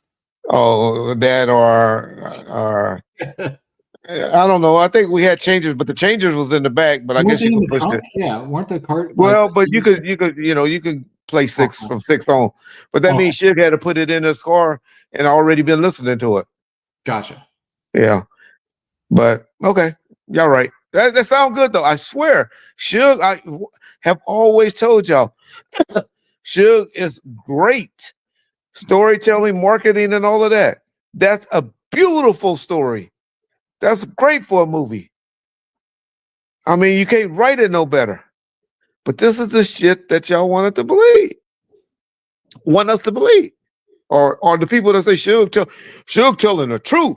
I believe everything that Suge say. Well, you believe that one. All right. Oh man, you got a picture of your mom up. Cuban P81. That's a nice picture of your mom. Oh man, that's too bad. Yeah. All right, let's go. You and your mom. Damn.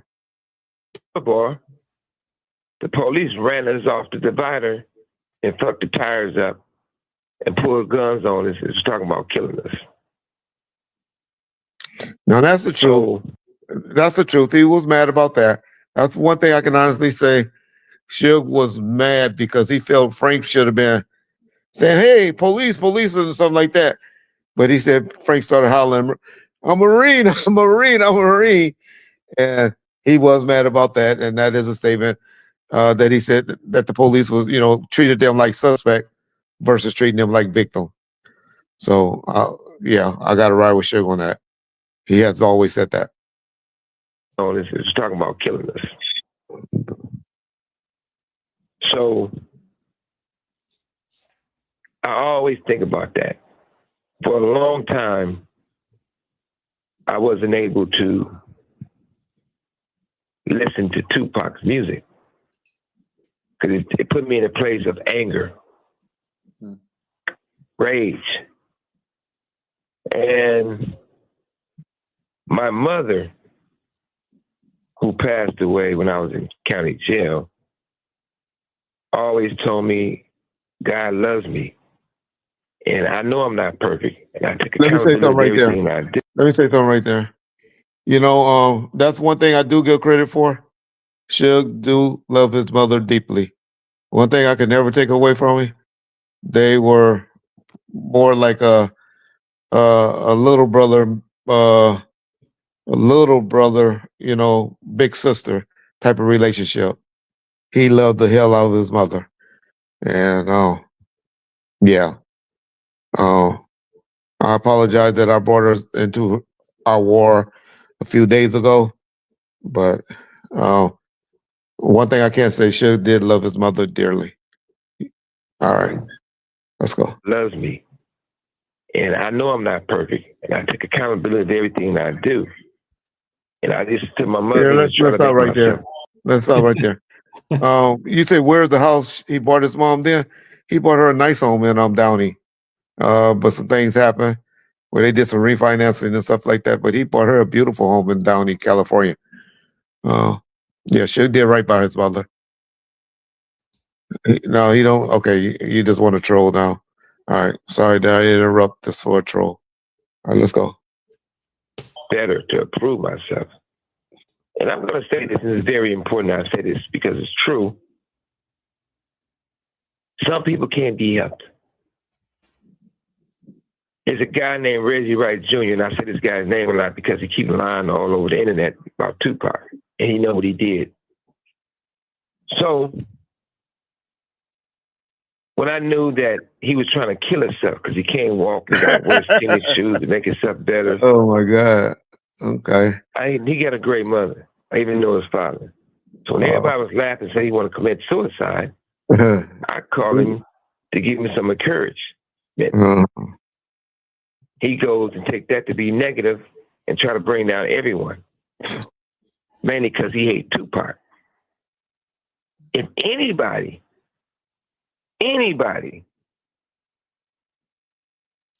had a lot of involvement of the Tupac situation, I know Perk Bud had his hands in it. All right. You finally said it, Suge. That make you feel better? You got that off your chest, brother? Glad the district attorney of Las Vegas don't believe your lying ass. But it's all good.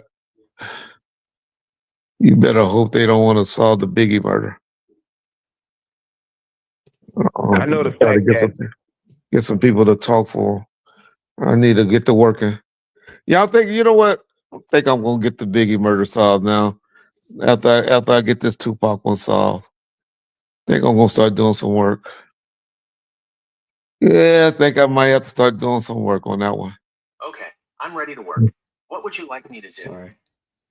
Oh Lord. John taping us, y'all. No, Jim and I on the phone. You must have said something that triggered it. Okay. Nice. Ready? Yeah, go ahead. people can get a show and call it Bomb First. All right, let me tell y'all this. Let's stop that here.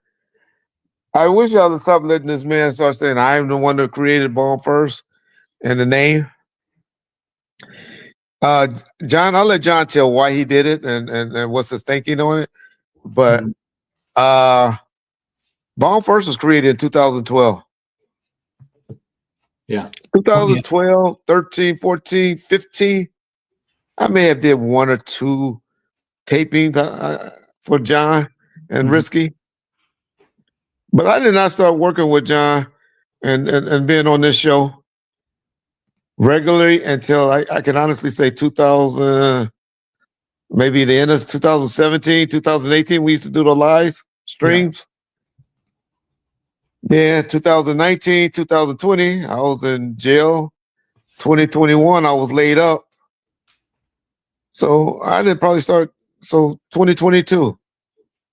So Mr. Knight and your spies, please let them know this show was already, and this name was already created before Reggie even knew who the hell a bomb first was.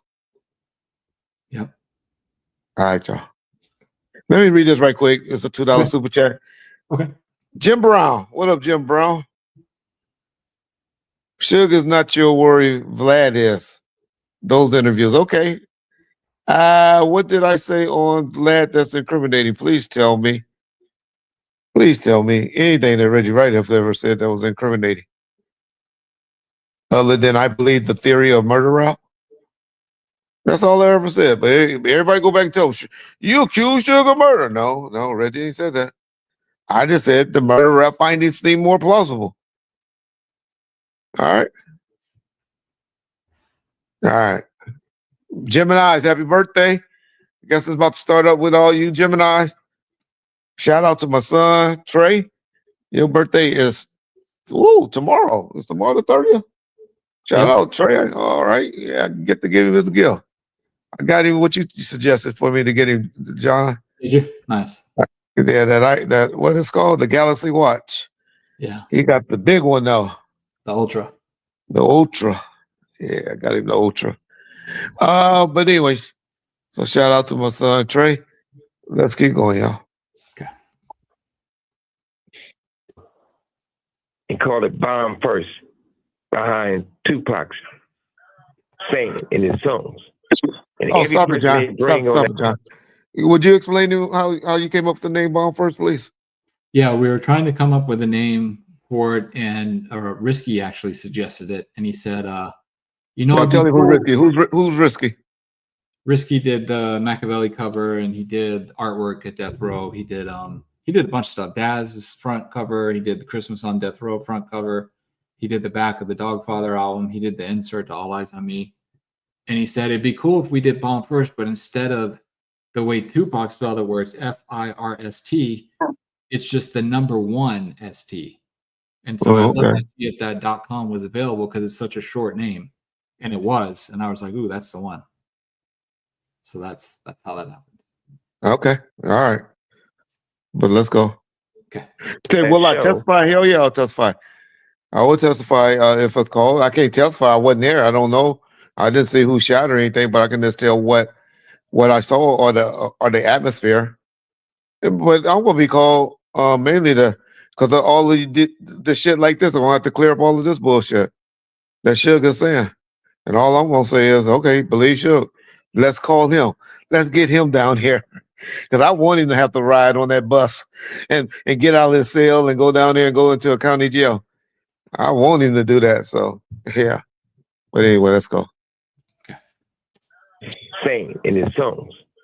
And every person they bring on that show talks bad about Tupac. Okay, let's start right there. Yep. I'll just show you how leaders talk. Only 2 people that he could be talking about is Wack and James. That's the only 2 people that I can ever hear that maybe said something bad about Tupac. And don't I defend or go against both of them whenever they say anything about Tupac? Yeah. I go get at both of them. So, yeah, that just show you another one of Suge lies. Well, let's go. Or misinformation. This misinformation. Because we've had Napoleon. Yeah. Big Psych. We've had Mopreme. We've had the Macadocious. We've had all the Tupac. What's the little short one name? The Money B. We had Money B. Danny Boy. Lachelle Lovely. Yeah. Lachelle Lovely. Kenya. Kevin Swain, video producer for him. Crooked Eye. Kevin Swain that directed his movies. Big Flossie. Who else? So I don't know. But let's go. It's just he's just repeating what he's told. Yeah, yeah. Okay. But I admit that those two have said things. I admit that. Kenneth, thank you for that super chat. Reggie, do you think it's possible that Suge is receiving payments from anyone and connected to Keefe D? No. Keefe D to try to push the narrative to create a reasonable doubt? No. I don't believe he would do that. I just believe Suge. Suge is like me. I mean, I tell you, I get a lot of my training from Suge. So that's why I don't get mad. Everything that he's saying, stuff like that, I go from his playbook. He's just been vindictive, y'all.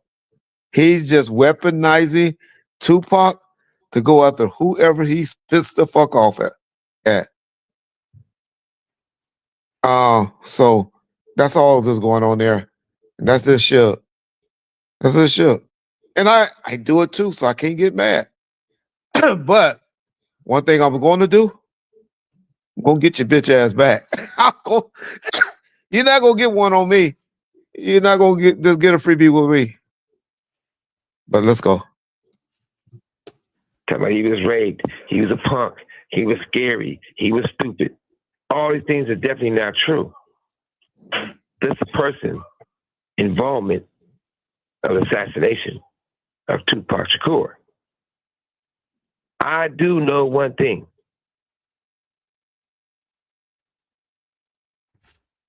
Crooked cops destroyed hip hop. When I talked to Tupac and I said, look, man, you and Biggie need to do an album together on Death Row, of course. We can make it 4 CDs in one package. Reason why I said that, I was in the hotel room, me and Tupac. All the bitches was, in the bedroom, in the living room, the penthouse talking. And he was on the phone with Biggie. When they having their conversation, I didn't see enemies. I seen that Tupac was hurt because he loved Biggie. And I knew Biggie loved Tupac. The reason we bothered Tupac so much about Biggie because he felt Biggie set him up when he got shot in the studio in New York. And that's all he wanted to say. But Biggie, I used to beg a bitch to let you sleep on the couch. Biggie, I always held you down. You my brother. At least you was my brother. And then now he put the Biggie on speaker. And you can see Biggie telling Pac, I would have never set you up and, get shot. That wasn't me. And then to the point where, to one point, he sort of threw Puffy in the bus. And the reason why I say sort of, because he said, Pac, you my man. He said, that's more like Puff. Well, he said, I ain't going to say all that. Basically, I wouldn't have did that to you. And I could see Tupac was relieved, but he was still angry at the fact he felt that Biggie didn't do nothing to stop it. So me being a businessman, me being an older brother to Tupac, I said, man, seeing you got your answers. I said, I could tell you down about the situation. He said, man, you know what? He said, Biggie's my brother, man, but I hate the motherfucker, but sometimes I love the motherfucker. And he had that old Tupac laughing, agreeing about it. Had a big grin. But I'm going to say this before I go.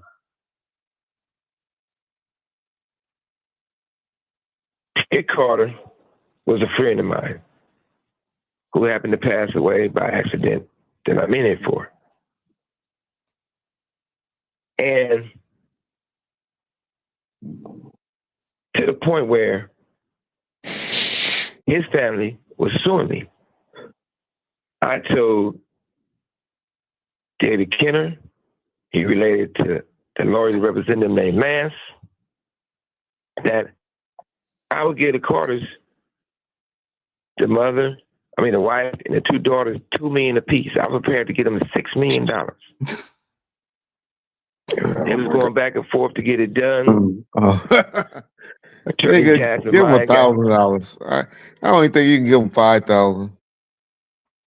Go ahead. You could give him 5,000. Get the situation for Kenner. But I felt bad because they said, we don't got to give him that. They dumb. We're going to give them less than that because they dumb. Lance made me angry because he told Ken and them that Lydia Carter is a drunk. But who wouldn't be a drunk? You lose your husband. She said she's a drunk alcoholic and her breath smelled like shit. Her breath was Probably gonna diss the boy Why wife. does everybody's But breath they- smell around? Why does Suge say that about everybody? Everybody's, he's vindictive. I told y'all. But hey, if they did such a great job, y'all listen to this story. But and if he wanted to give them $2 million apiece, which if y'all only knew what Suge had, but if he wanted to give them $2 million apiece, which is $6 million, why he only sell it for 1.5 with 500,000 apiece? But let's hear the story. I cut this shit off. I didn't hear this. I didn't even know this part was on there. Let's go. That pissed me off. But more importantly, Lance sold the Carters out. I knew one thing. Once Attorney Jasmine Mines got involved, and she being a woman, I knew that was going to change the whole, not that she's not smart, but it was going to change the whole look of the case. And then when you look at the thing in court, in the settlement, the last day in court, you got Lydia Carter and the two daughters sitting on one side. You got David Kenner, Attorney Jasmine Mine, and you got Lance sitting next to Jasmine on my side. Crazy stuff. The Carters and saying that he sold them out because he rather sit next to a pretty girl. Crazy stuff. Suge Knight, we've run out of time, unfortunately. It's been fascinating to talking to you on Uncensored. I really Man, it's great appreciate talking to you. I'm out of time myself. Hey, put it to you like this. I ain't saying I'm perfect, but I am Suge Knight. I'm out. Nigga don't even know his real name. But anyway, I don't know. Okay, I guess they. For those of y'all don't know, he apparently settled for 1.5, not the $2 million a person, like he said. He gave allegedly 500,000. Y'all mark this date down. Day before my son's birthday, May the 29th. By December the 29th, the Carter's family will be suing and trying to get something because they don't realize he ain't got no money to pay the judgment. Y'all walk my word. Just remember this. We'll come back and talk on the December 29th. So I told y'all, I don't even know what he's gonna be able to do to ever collect. But that's why I don't sue him, because that shit that he say about Cap and Corn and all of that, I could sue the shit out of him. I still may do that. And Piers, I can't really get mad at because he just let that nigga talk. But Yeah. that shit that was said on News Nation, that outright lie, I'll just love to see Cap come out and speak on it. Hope she decides she want to sue about that, because that'd be great. But he's what you call judgment proof. I don't even know. The nigga ain't got nothing, never gonna have nothing. We'll see what he'll be able to make when he come home. But I don't know. I don't think I don't think they would let's see, but that's really a big lawsuit. Giving the docs allow the media to run it. Yeah, I know. Yeah.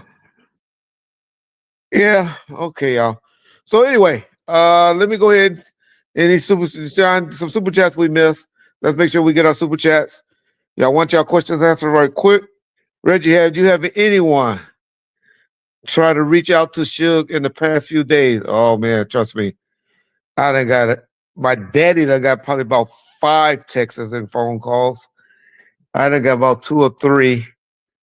Yeah, I don't want to betray anybody's trust because everybody that's been involved been real civil.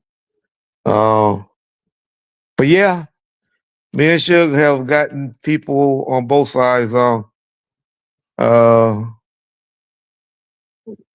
crying. I'll just say that.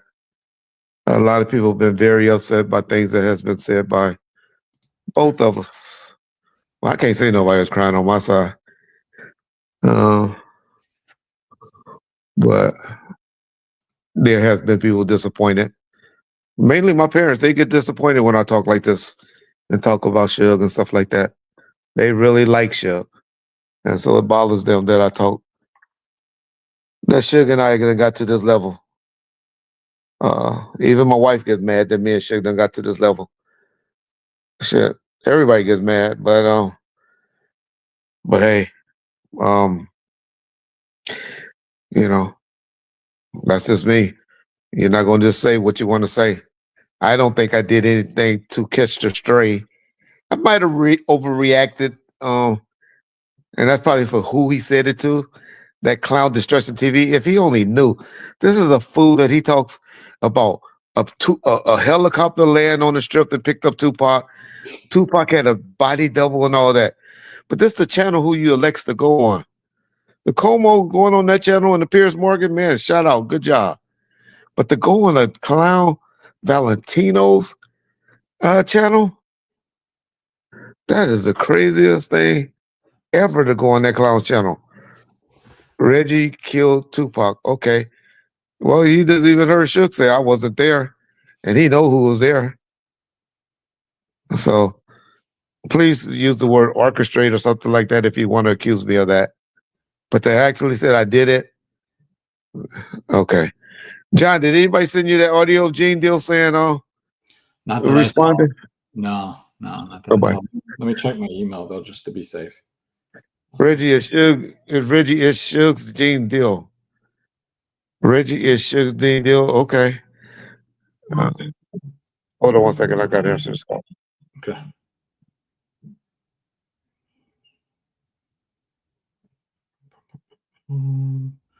Yeah, nothing. If people have the link to Gene Deal speaking on it, Reggie is going to prison. I will bet you some money on that, Billy Ray. I think you come in here before and you said that. Every time you come in, you say it's coming next week. He's going to prison. Going to prison. Steve Belvins, Reggie's show will come from prison soon. Put some money on. Make a wager on that.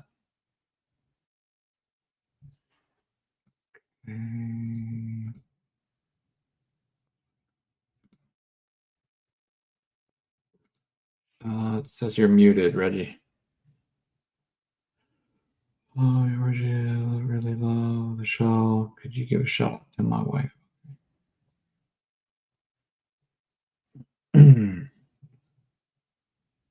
Suge interviews are the funniest. NWA, Kane, what is that? Corsos, and All Dog Breed podcast. I appreciate that super chat.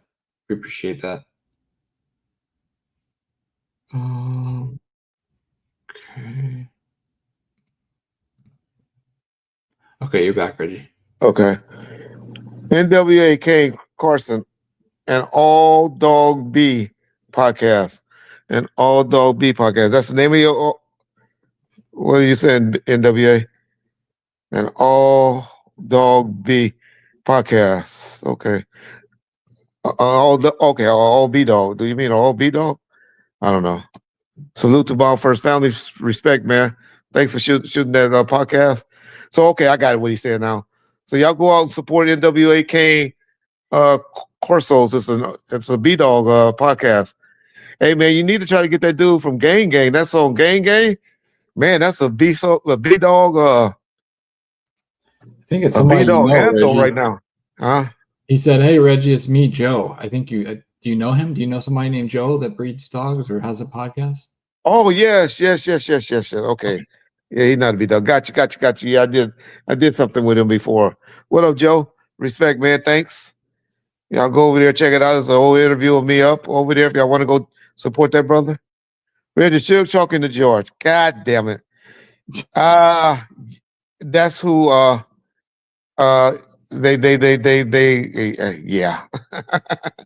Yeah, they have talked. They be talking. Yeah. You finna have me go and listen to that song. Yeah, that song, y'all get a chance, go check out. I talked to his manager yesterday, a cool dude named Big Twin. They all from over there at West Side. Those some cool young brothers. I wish I was out and still doing things. I would definitely be helping them more than what we're gonna do. But we're gonna do some things together. So y'all gonna be seeing me promoting him a lot and talking about that song. But yeah, they hot. They doing a great job promoting themselves and getting it out there. Y'all go. There's a Chef Boy is Chef Boy is the name of the artist, but he got a song called Gang Gang. I think it might be better than my Power Rule song that I ever did. Like It Like That with B Brazy and the Relatives. Drop the audio on Flacco channel. Okay. 1000 Reggie ain't going to, man, I don't even know why people even say that. I don't even know why people think that way. It's not my artist. It's not my artist, but we had some work for some talk for some things. But he signed with a distribution company called Foundation. But trying to help him get this pub deal right quick and some other things. But yeah, I like them. I just like what they doing and how they doing it and getting out there. I'm just trying to get them to the South, find some radio play and get them out there in the South because I think they're just too regional right now. Trying to tell them, get some people on the song to make a remix, maybe like a Sexy Red or Lil Wayne or it's a dude from New Jersey. I forgot his name. That's real hot. That's a B-Dog. It's a dude from New Jersey that's hot as hell right now. Damn, I'm gonna get bad with names. Yeah, but anyway, Reggie implemented you Suge in a murder. Yeah, he been doing that. You agree with Greg? This is why he going in that and he getting bad information from other people, which is all cool. Somebody asked a $2. Okay, let's do these super chats, John. That Okay. I really hate listening on. Okay. I really hate that. I don't think that's fair at all. Okay, here we go. Okay, did Suge get along with the Dayton family? I don't know who the Dayton family is. Ask Obama. I don't know who the Dayton family is, sir. So I can't say. Both Mitchell Lake say Suge hit her once. That's not true, but I know one time when he was trying to go to Hawaii, and she came up there asking for some money, and that's the first time I really seen him hit her. And he hit her pretty good that day in the stomach. But he really loved Michelle, but you got to remember the most of the time they were together, he was in jail. He was in jail. Can Harry make a claim that Pink 500, that 500 SL? I don't know where it's at. He gave it to his father, or did he give it to Michelle? No, he gave it to his father. But I'm sure that he could have. I'm sure they'd give him that Pink 500, and it was fuchsia. It wasn't pink, motherfucker. Is Mom James aware? Yes. Of course, that's been another family that's been upset about some of the things that me and Suge been saying lately. Is James and his sisters and them. So me and Suge Petty Little War is hurting a lot of people. It's hurting a lot of people. Reggie, who's knocking at the door? I think that's probably your mom. Her job is to come and lick me every hour and a half, and so I think that's her coming. David, you want to say hi to her? You want to say hi to your mom? Yeah. Do you think Greg Cadings was right on which investigation? On which investigation? Where's Timmy Rue? I haven't seen him doing. Told you, man. Okay. Let's do this last super chat real quick that we missed, Reggie. Okay, Just about any Jewel stories. She shared some with her and Suge, respect Reggie and Bomb first. Just if you had UL. Well, I told one I can't be disrespectful to Jewel like I used to tell her, which I loved about the Jewel. I loved her interviews that she did when she was over there on Arts Channel. Cause she came out and she didn't lie about, she didn't deny nothing. She was like, yeah, I got the surgery. No motherfucking a bucket of chicken in my face and some Hennessy. And yeah, I ate that shit. So I love that about Jill. She was like 100. She kept it real. Didn't do no lying. Didn't do no sugarcoat. Yeah. Yeah. Timmy be like, come on, get this hug. Yeah, I don't know. Timmy hit me up about a week or two ago. So you still talking shit about me, Lil Red? And I was like, nigga, and that was the time when I wasn't even talking. I was like, nigga, I ain't take nothing in 2 or 3 months. So I don't know what Timmy was talking about. But he probably heard something old or something. You didn't help her. You didn't help her. No, I didn't help her. I was no. Nope. Yeah, that's one thing I learned. My sister taught me that you don't get in a boyfriend-girlfriend situation, a husband and wife situation, unless it just get where the female is really trying to get away and the man is just beating them down. Mm. But I learned that a long time ago because then you start hating, or they start hating you. And no motherfuckers be back upstairs fucking. And now they still hating you. So I learned a long time ago. I even kind of give my daughter and her boyfriends that leeway for a minute. Yeah. Reggie, in your opinion, Suge had been sentenced in 1997 and kept his distribution with Interscope, with Jimmy Iovine and eventually had to choose between Suge and they were doing a good job at the time. Joe Mew. Because you gotta remember he went and did the No Diggity with was it Black Street and all of that. So yeah, that's a good question because he was so mad about that song. That's why they went and flipped that song and tried to redo, to remix that because they felt like Dre was doing, but Dre wasn't even the producer on that song. He just talked at the beginning of it. I don't know. It's a great question. I don't know. But Dre wasn't hitting, y'all. Dre was having a hard time for 3 or 4 years, y'all, until Who Came and Saved Thee? What do I always say? Who came and saved Dre? Suge or Dr. Dre? That white boy.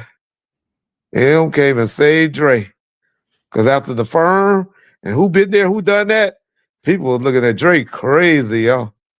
And then y'all don't know, you remember he tried to do the album on the guy that was with Airbnb, what was it, Rakim? He tried to do one on him.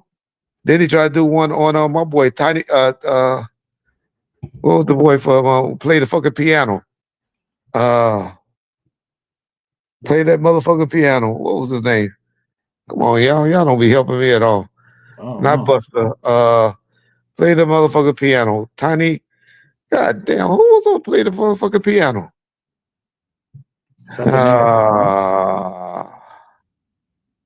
Man, y'all want to hear Scott Shore Suge Knight? Not Lil Bow Wow, he's somewhere else. Play them. Hey Google, tell me the name of the song from the guys from the Alcoholics that had a song called "Play the Motherfucking Piano." I don't know, but I found his results. Yep. You don't know. Hey Google, play a motherfucking piano. See, keep activating my shit. King T. Thank you, Ray Brown. God. Oh, you people try to act like y'all hip hop heads. You don't know Tiny T. Play the fucking piano. Okay. Hey Google, stop. Yeah, King T. Okay, so here's Super Chat Reggie. Reggie, I hope you and Suge can squash all this. I always Never. respect your loyalty to him. Yeah, fuck Suge Knight. Suge Knight can go get fucked in the ass right now. Probably is. Heard he got a boyfriend in there. And that ain't no lie. He can go keep getting bent over. He ain't just got big black no more. Yeah. All right, Virgo Life sent a super chat and said, "What you and your old friend Gene Deal got coming up?" Yeah, Gene Deal, my boy, huh? I'm not even gonna respond to that. I'm gonna let Gene Deal tell y'all about what he think of me and all of that. Yeah, thanks, Rick. We got KT. I ain't gonna respond to that. I'm gonna let Gene Deal tear my asshole up on that. I'll let. The only bad thing about it, Art not gonna ask it because Art is cool with with Suge, and Art don't like drama. Art don't like that type of drama, so Art not even gonna ask Gene about it. Well, I'm sure Gene gonna do a live somewhere. Gene gonna do a live somewhere because Suge done said it twice, and I may catch some strays too. But yeah, he said you got to start saying Paul's ready. Man, that's a young man thing. I say Cap, and y'all get mad at me. Say, this nigga 50 years old talking about Cap and all of that. So I ain't starting that Paul stuff. Yeah. White boy from Detroit. Oh, Eminem. You're right, Brent Johnson. You're right. Suge done moved up to the real thing. Yeah. They were kids. They were kids. Okay. Yeah. Reggie, did you speak with Yak after the Vegas? Yes.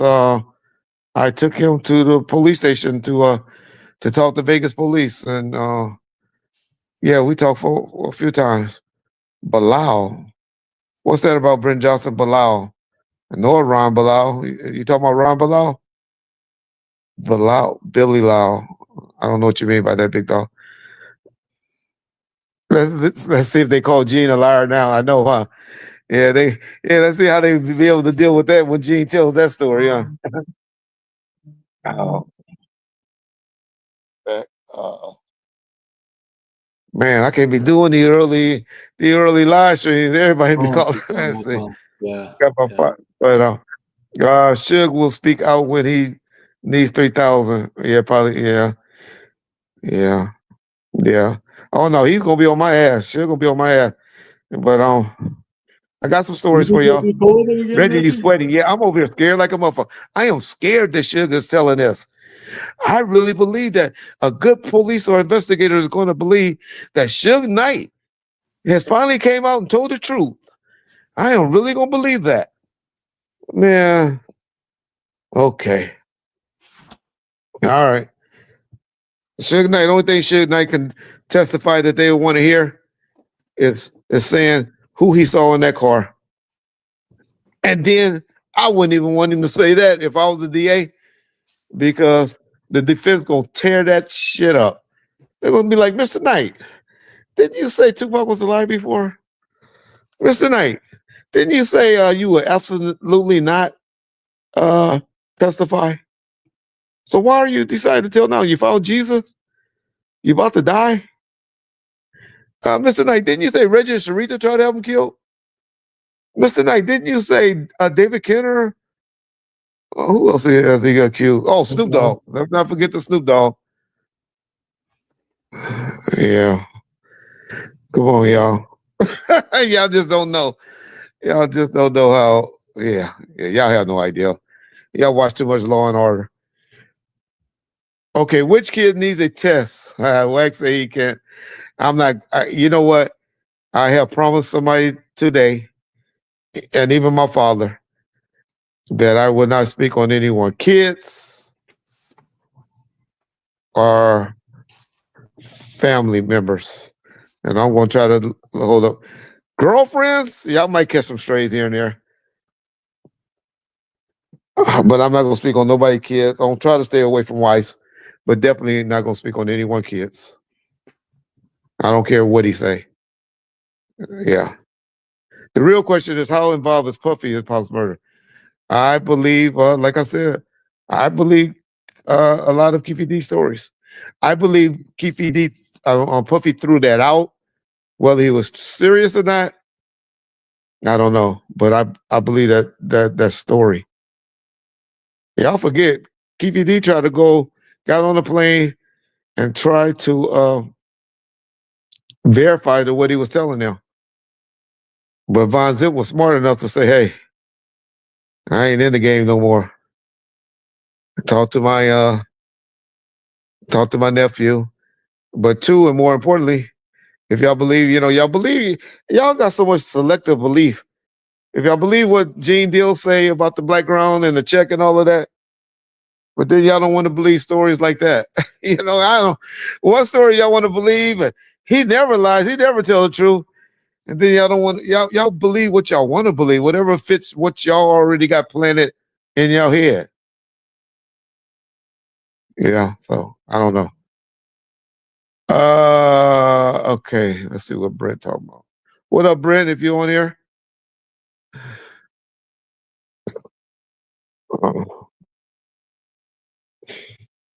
Okay. Von Zill, he definitely involved, especially putting $1 million each on the heads of Tupac and Suge. Yeah. You could throw that out there. You could say a lot of stuff, but do that. Do that mean you're serious? Do you mean, I don't know. Veggie, you going to prison. Well, thanks for telling me that, Brian. What DA office you work for, Brian Dow? Can you tell me what DA office you work for, sir? You work at Zip Car Wash. Oh. Oh, you're a psychic reader. Oh, you work for, oh, I'm sorry. Oh, okay, I got you. You work for the Psychic Network. Got you. Okay. Reggie, was Mob James a fighter? Seems more like he was a shoot someone. Yeah, fighting I didn't know about. I didn't hear about too much. Generally when guys fight, they don't report it. And so I didn't hear too much about fighting. You be sending hits and hugs, Reggie. I don't know what that means. Yo, Reggie, we love the show. Can you give a shout out to my wife, Rosalind Galipsy? It's her birthday. Okay, Gemini. What up, Butch Adams? Shout out to the wife. Make sure she give you, how old is she today? Make sure you give her that many pumps if you can. Geminis. You Geminis is a motherfucker, boy. Do you think Trey Lane will do an interview? No, not right now. I don't think Trey doing this thing. Trey trying to stay out the way. Michael Moore should have been kept on Tupac on the night he got killed. Let's talk about that. A lot of people like to say that and say stuff like that. Do y'all believe in the Bible? John, pull up that verse in the Bible where it tells people date, just type in the Bible, death dates and what the Bible says. And I know a lot of people don't believe in the Bible, and so I'm not going to stay on that too long. But let me just, for all of us people that really believe in God, because I know about at least 75, maybe 80% of us believe in God and the Bible. So let's see what the Bible says about that. Okay. I know John researching it right quick for us. Would I catch a fade with G? Shit, I heard G knock somebody out the other day. I won't catch a fade with nobody right now. I heard he knocked out that YouTuber in court. What up, Big Brent? Hey, so now I ain't fighting G, huh? What's that, Big John? Nothing. No. Were you able to find that verse for me? Oh, sorry. What was it? I stepped out for a second to walk the dog. What verse? On the Bible verse about if you can just pull up right quick about your death date. Okay. Let's say about the death date. Reggie saved Suge life. Well, he probably would have some other people with him. I think I kept him out of jail a lot sooner than what he would have went. I think he would have went to jail for a lot of some major things because I really believe the police was on him when they were looking at him. Why your camera off? I'm not dressed or anything, so I didn't want to be on a Zoom. If Reggie get hit, he's underage. If Reggie now Peaches is underage. She's not now. She's not currently. My bad. You frank with him. Okay. Reggie sounding strange after all these years. He was so sure Suge wouldn't tell his side. I don't think he told his side yet. I think he's just making up shit. He's been vindictive now. I don't think he's telling his truth. I think he's been vindictive. So, yeah, you piss off anybody. You piss off anybody, you better be prepared to catch strays once you decide. That lady right now, you calling your girlfriend or your wife, go piss her off and break up with her. You will hear things said about you that you thought you would never hear about how you can do this, how you broke, how you this. People turn when they get mad. Reggie said in his drawers eating Cheetos. I haven't ate anything right now, but I better hurry up and get something before my wife lay down because she's sure gonna be mad if I have to wake her up. John, were you able to find her or you weren't able to find her? On screen right now. Oh, I'm sorry. I didn't know. Could you read that for me? For those that can't read. Okay. In Psalm 139:16, the Bible reads, "For you wrote all your days before the first one came to be." According to this verse, have our lives already been predetermined and God chose who would be good, bad, and suffer? Is that the one or is No, it's one about your death date. Okay. But anyway, about the death date, that is written in stone when you're going to already die. So I'm saying all this to say, if you believe in the Bible says that all of us has a predetermined date that we're going to die. It says that in the Bible. So that means the day that all of us die is one person that died that God extended his date, and his name was Hezekiah.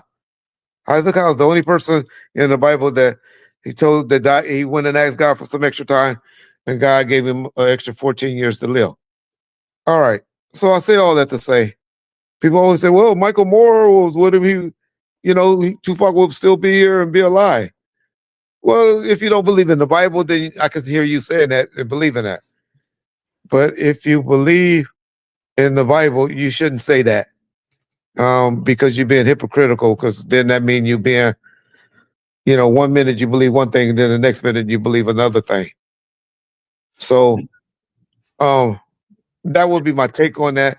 But I don't think anybody could have stopped what happened to Tupac that night, other than if they would have told him or convinced him to stay in a hotel or not go anywhere, or to go and get a bulletproof car or something like that.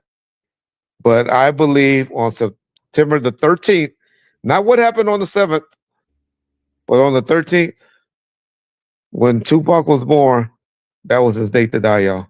September the 13th, 1996. And in Frank's All right. book that he put out in 1998, he says that if there were 10 security guards there, it wouldn't have changed anything. And that's what Frank said then. And so that's what people were saying when they wasn't mad or when they wasn't being, Disgruntled. disgruntled or whatever. But stories change and stuff, especially when you get with documentaries and all of that. Then could you turn that fan off for me, man? Then stories change and all of that. But yeah. All right, let's get on another subject. Any more live streams or super chats that I missed? There was one where somebody asked if Death Row was cool with Onyx. Is what? Was cool with Onyx? Onyx. Yeah. No, the guy from Onyx told a story that was good about at the movie premiere, and he was right on. I do remember going to that premiere at Magic Johnson Theater, behind the Crenshaw Mall. We did go there, and so he told that story. I forget the guy's name from Onyx, but that was the only incident that I know. I guess him and Tupac had did some movies and stuff before. Well, all I remember about Onyx, you asked me about Onyx. I remember when they got robbed at Sound Castle in like 2000 or 2001. They were in a recording studio in Glendale, and they got laid down because that's what everybody was wearing, those iced out Rolex. And I remember them getting robbed at Sound Castle Studios. But that's all I remember about Onyx. But hey, they got about 3 or 4 songs that are classics in my mind. I know y'all say more, but I can only think about 3 or 4 that were like classics. Yeah.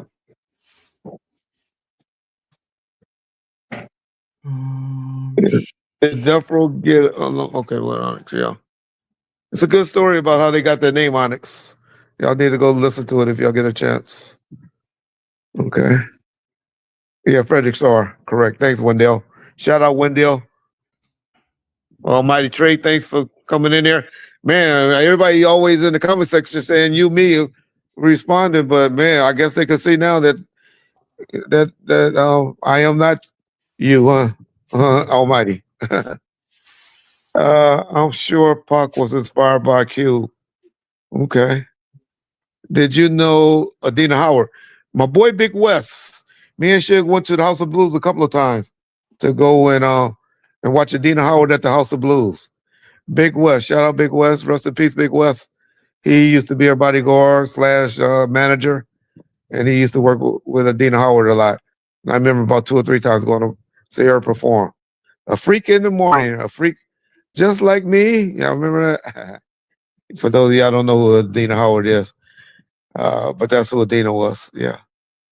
She had a hot song in like, 95, 94, 95. It was too hot for a vest.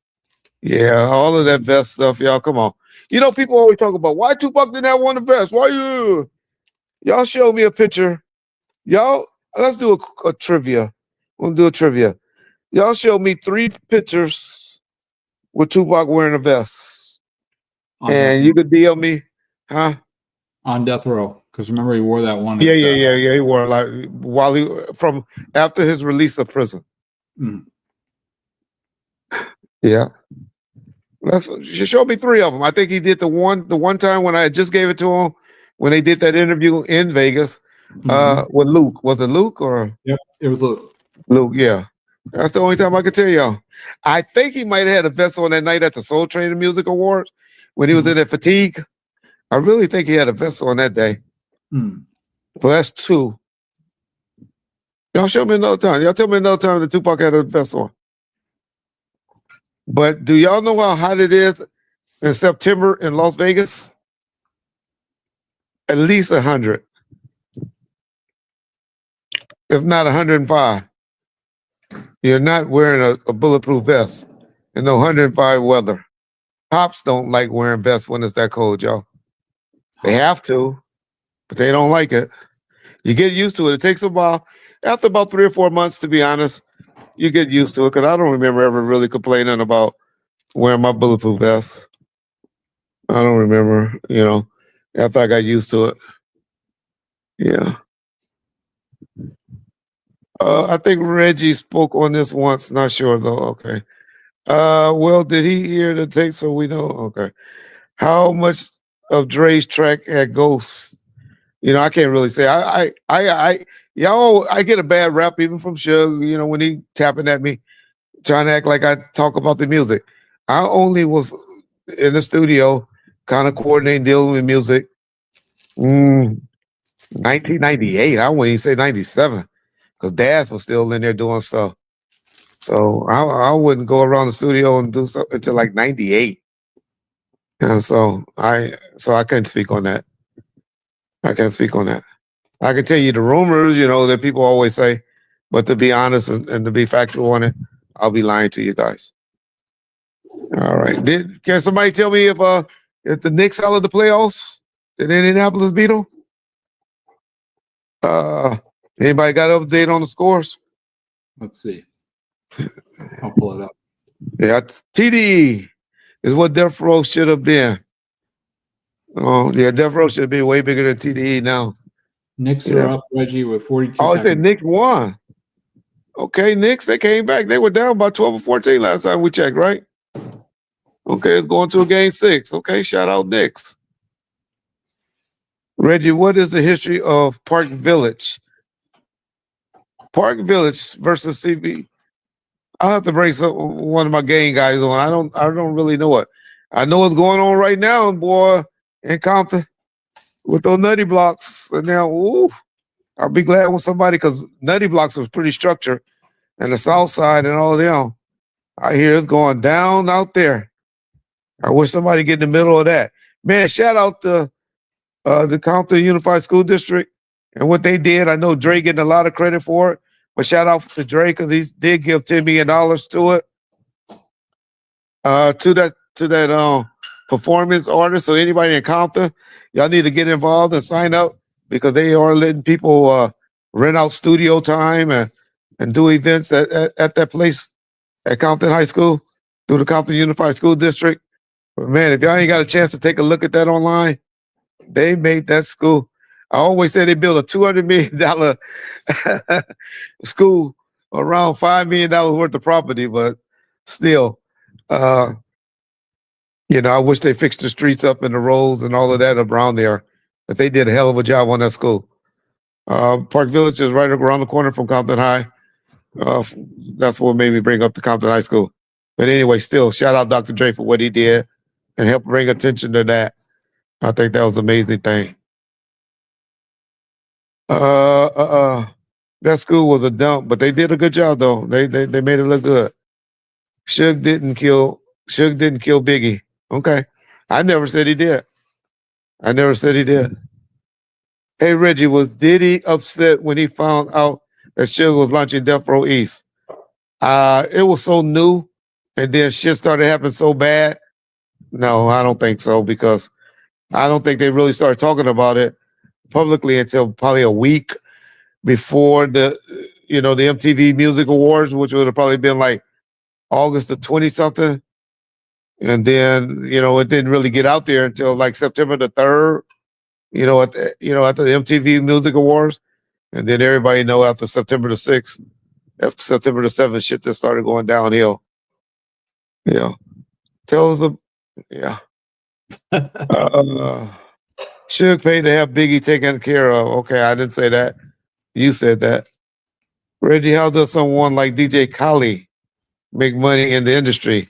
Producer, they probably make more money because he produced a song, so he gets publishing on his producing. But the main thing now, where you make money at, where you think you make money at? Just think if you have something you can go and do on Friday nights and Saturday nights that can pay you $10,000 to $15,000 a month. I mean, each time you go out. Just think if you can do that every weekend. Maybe you could even start on Thursdays. You may even go to Sundays. That's how these guys make money, man. Go do shows. They go to nightclubs in different cities and stuff.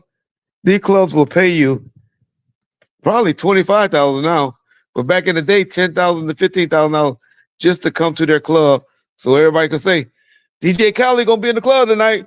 DJ, that number one, that make your club popping. That makes your club popping. Your name out there.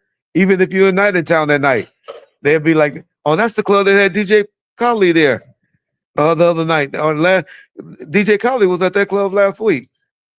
And then, where they really make their money is selling you something that costs them $3 for $10 to $15.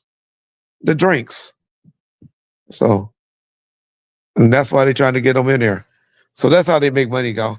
But it's mainly off of DJing and producer money for publishing. All right, read my super chat. Okay, we done missed one on Kenneth Anthony. We missed a super chat, John. Kenneth, let's see. Why did they get rid of that gun? What gun, man?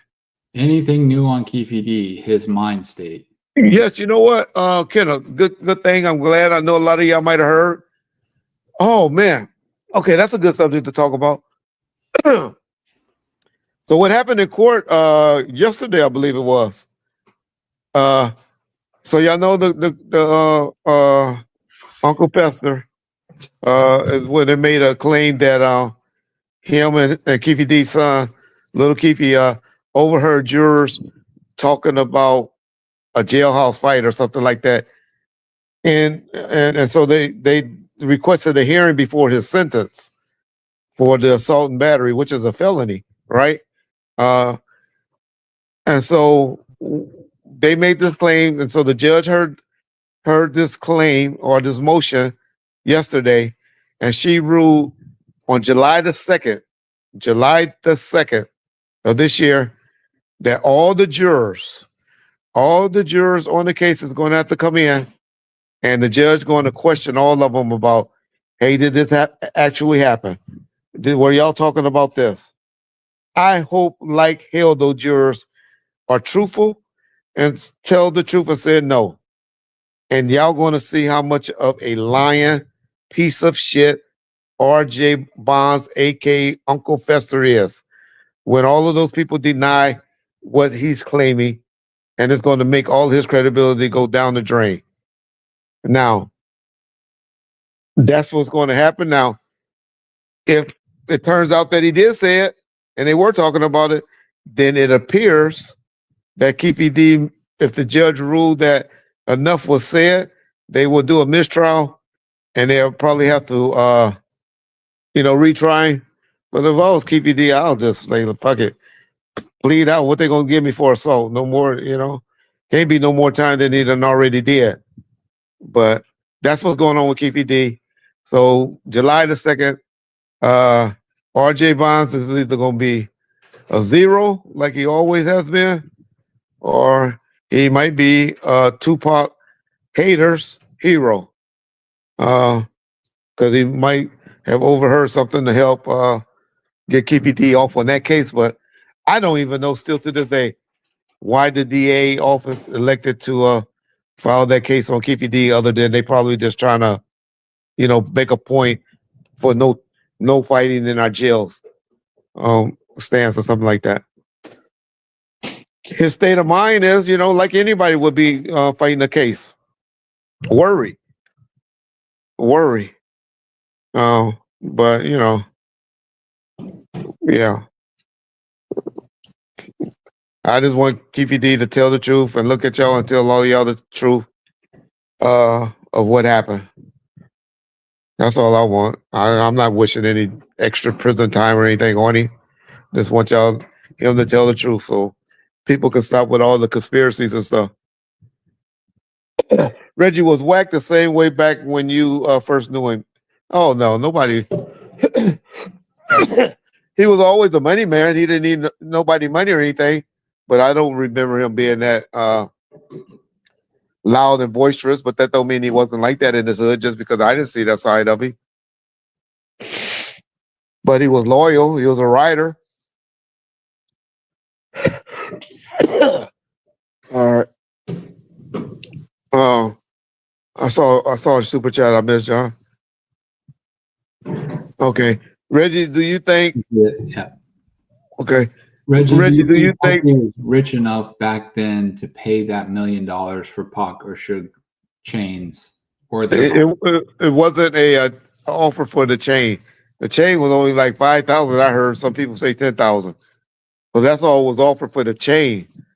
The murder, I keep telling you, I just think that's just niggas talking shit. Like, man, I'll pay you $1 million to kill that motherfucker. I really think that's how that conversation was. Just throwing out, I call it throwing out shit, throwing shit up against the wall, talking shit is what I call it. I don't know what you youngsters call it now, but I call it, I really think Diddy was just talking shit. But I don't know, wasn't there, wasn't involved, but yeah, that's my opinion.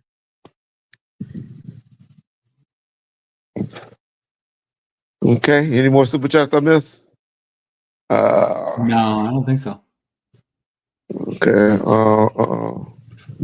Okay. David. We gotta wrap at 8. Okay. Yeah. Reggie was not lying. Suge Knight is low key comedian. I told y'all that. I tell you all the time. Suge is a comedian at heart. Yeah.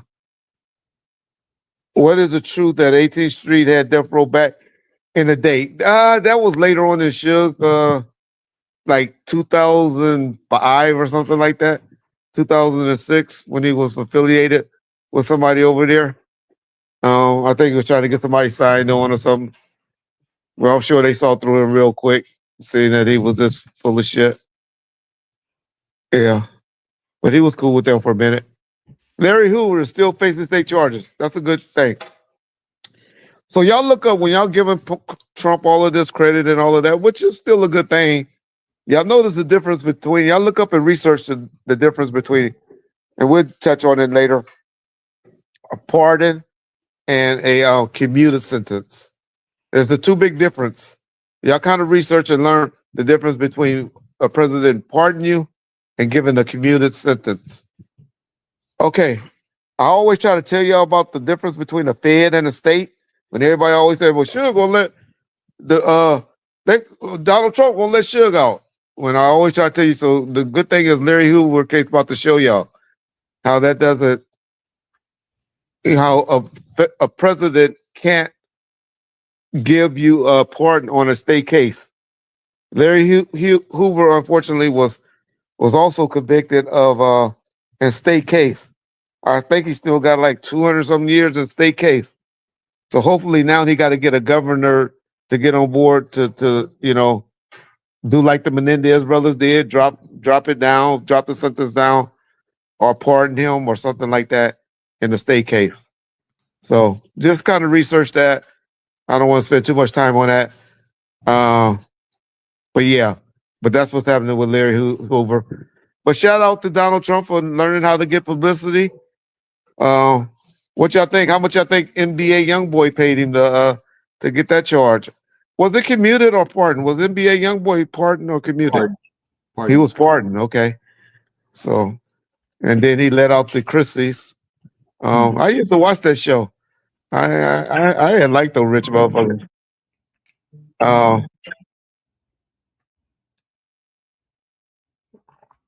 But shout out for Donald Trump. At least he let people out, giving people a second chance. I can't be mad at that, you know. I know he's doing it to you know, just say I'm doing something for black, doing something for whites or something like that, but still, he's still letting people out. So Shit. is he charging people for it though? Yeah. I wonder if he's charging. I don't know. Y'all ain't getting me in trouble talking about that. Reggie, Keto Rock was a known gunner and a money guy in the hood. How was he when he met you? He was cool. Tevin Anthony Edwards, thank you. Me and Keto Rock had a great relationship. I hear he's coming home about a year or two. Shout out Keto Rock. Yeah, can't wait for him to come home. We'd love to get some good stories from Keto. But Keto was a good dude. A lot of guys was jealous of him, especially the Paru dudes when he was around. But you know, he had my back, and he always gave me head up about people that were claiming the blue side. And so, Keto Rock, shout out Keto Rock. Yep. No taxes on overtime and tips. I think that'd be a good thing, Will. I think that'd be a good thing. I remember my sister used to work as a waitress, and she worked in Compton as a waitress. They had opened up an IHOP, and some people are just cheap, you know. They don't understand that on your bill, your total sales for the night, the restaurant is obligated to take 8% or 9% of the money, and then whatever after that you get to keep for tips and stuff like that. And so when you like beating people and not giving them, you know, only giving them 10% tips and stuff like that, you really only giving them 2%. 2%. Now, you know, if they were shitty and wasn't good service, then okay, whatever. But if you really wanted to look out for people and, you know, thought they did a good job, try to at least give them 15% so they can make at least 7% off of doing what they did. So, yeah, I think that'd be a good thing. So, you know, maybe then people, when they getting 15% tips, they getting that whole 15%, like a lot of y'all probably believe they were getting, but they wasn't. That y'all see, they said they're gonna release the Epstein tapes, or the paperwork on that case. It's gonna be interesting to see who's on there, huh? It's gonna be interesting to see. Yeah, but the FBI director came out the other day and said they're gonna be releasing those. Why I do not get a tip for my corporate job? Well, you know, you have a different type of job, bro. You have a different type of job. But I don't mind. If people take good care of you and waiting on you and servicing you and stuff, there's nothing wrong with showing people appreciation. That's why all of y'all should be tipping me right now, throwing me some super chats, hit me up. Del Rey gonna be doing a video tomorrow talking about I'm up here begging for tips. But so I was joking, y'all. Okay, did Poochie really kill Biggie, in your opinion? Okay. That's an open investigation. We shouldn't be talking about open investigations. Bill Clinton, okay. Tell us about the death row. Yeah. I think companies should pay them better wages. Well, if that happens, if a company is just gonna do it, y'all gonna learn about this tariff stuff when it really kick in. Company just gonna pass it along to y'all. So if you want restaurants to pay people more and all of that, I haven't been to a restaurant lately because, you know, my son usually go, or my wife usually go and get food for me. But me and my son went to Wendy's about a month or two ago. Before I got all messed up and all of that, and when I used to go to Wendy's myself, I think a double and fries and a Coke was like $8, $8.99 or something like that. Like 16 now. $16, $17 now. Yep. And that's just because in California they paying, you know, people like $20 an hour. So my point is they just gonna pass it along to you, and we're gonna pay it because when you want something, you want it. Yeah. Everybody said you were involved in Biggie and Tupac. Suge not lying. Yeah, well, okay. All right. Well, luckily law enforcement agencies don't believe that. People that matters. And before 2010, everybody said Suge had Tupac killed. That was the Yeah. rumor on the internet, but there was no truth to it. But still, everybody thought it. I heard something, and Suge also said Tupac had something to do with it, and he also said David Kenner. But I guess we all. One thing y'all going to learn is two people maybe could keep a secret. You may could get two people to keep a secret, but 4, 5 people,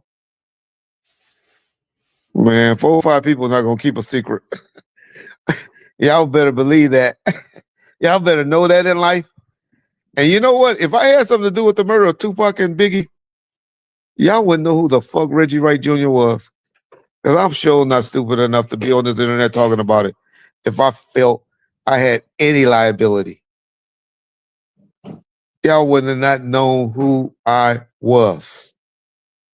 I'm not caught up in internet YouTube fame. Y'all see I disappeared from YouTube for 2 months with no problem. I don't chase fame. I don't need fame, y'all. So people that get caught up like that needs that attention. All right. Well, I know a lot of y'all don't understand, and I don't mind arguing. I like trolls, to be honest. I like to see how stupid some people are. So trolls don't bother me. Yeah, Suge, Dayu. Hey, what up, Dayu? How you doing, man? Respect, brother. Long time. Yeah, Suge haven't lost his mind. Suge is all being who he is. Suge is just a vindictive person. That's his gig back. He think it's funny. As soon as he hang up on the phone, he laugh at the joke. I got that motherfucker. That motherfucker gonna be, and that motherfucker gonna be mad tomorrow. Yo, I got his ass good. That's Suge, y'all. Man, that's all that's going on, y'all. But it's all good. It's all good. That's this shit. And that's the same way I do it. I just laugh like, oh yeah, I'm gonna get that motherfucker tomorrow. And wait till I say this. That's all that's going on. It ain't like we playing or anything. You know, these are things we just want to agitate each other. We can really care about the audience. We doing this to jab at each other. Okay, but y'all got it. Yeah, but y'all right. If I really thought I was saying something that would get Suge put in jail for a long time, I would not say it, y'all. I only say shit to piss him off, to get him back. All right. Let's see what else. All right, John. So we got to start wrapping it up, y'all. So tomorrow, well, I don't know how John's schedule is. Well, we probably just put this up. If y'all don't see this up right away, I appreciate if y'all go back and view it and listen to the live. If y'all don't see it up,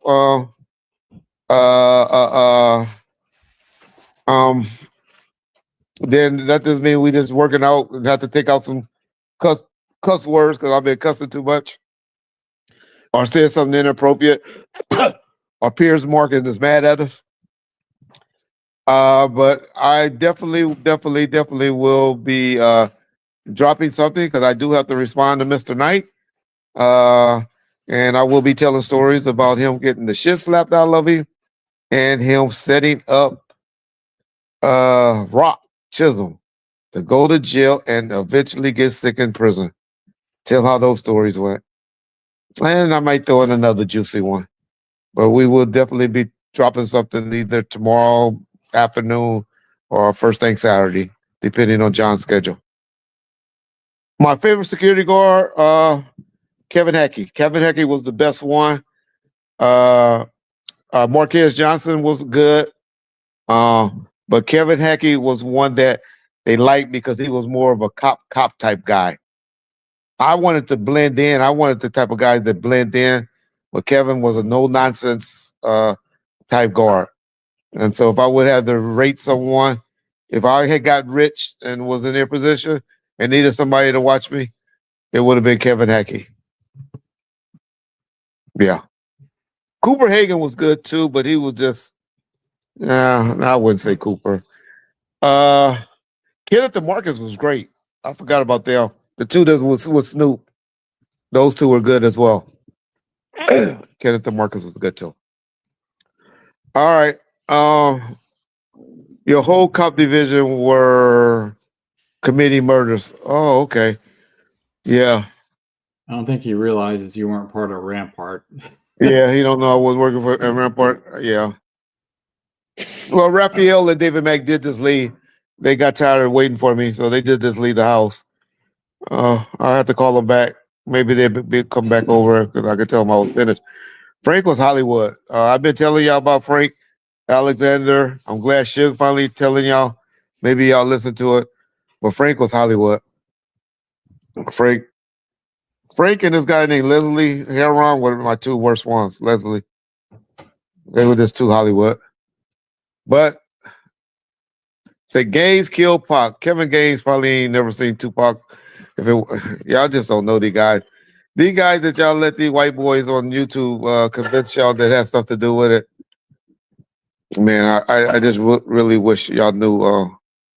Frank said you threatened his life. Well, if you said where you and your white little buddy going to hide or going to go, if that's a threat in your world, then okay. Yeah. Yeah. But listen to his niece. His niece told y'all how he did her. Don't listen to Reggie. Listen to his own blood and how he did her. All right, y'all. We gotta go, y'all. Yep. Appreciate y'all tuning in. All of y'all that send a super chat. Appreciate y'all doing that. And hopefully, if we don't get a video up, and if something good happens before then, we may come back with another live before the weekend. Mm-hmm. If not, talk to y'all. Bumpers. Appreciate all of y'all. Peace.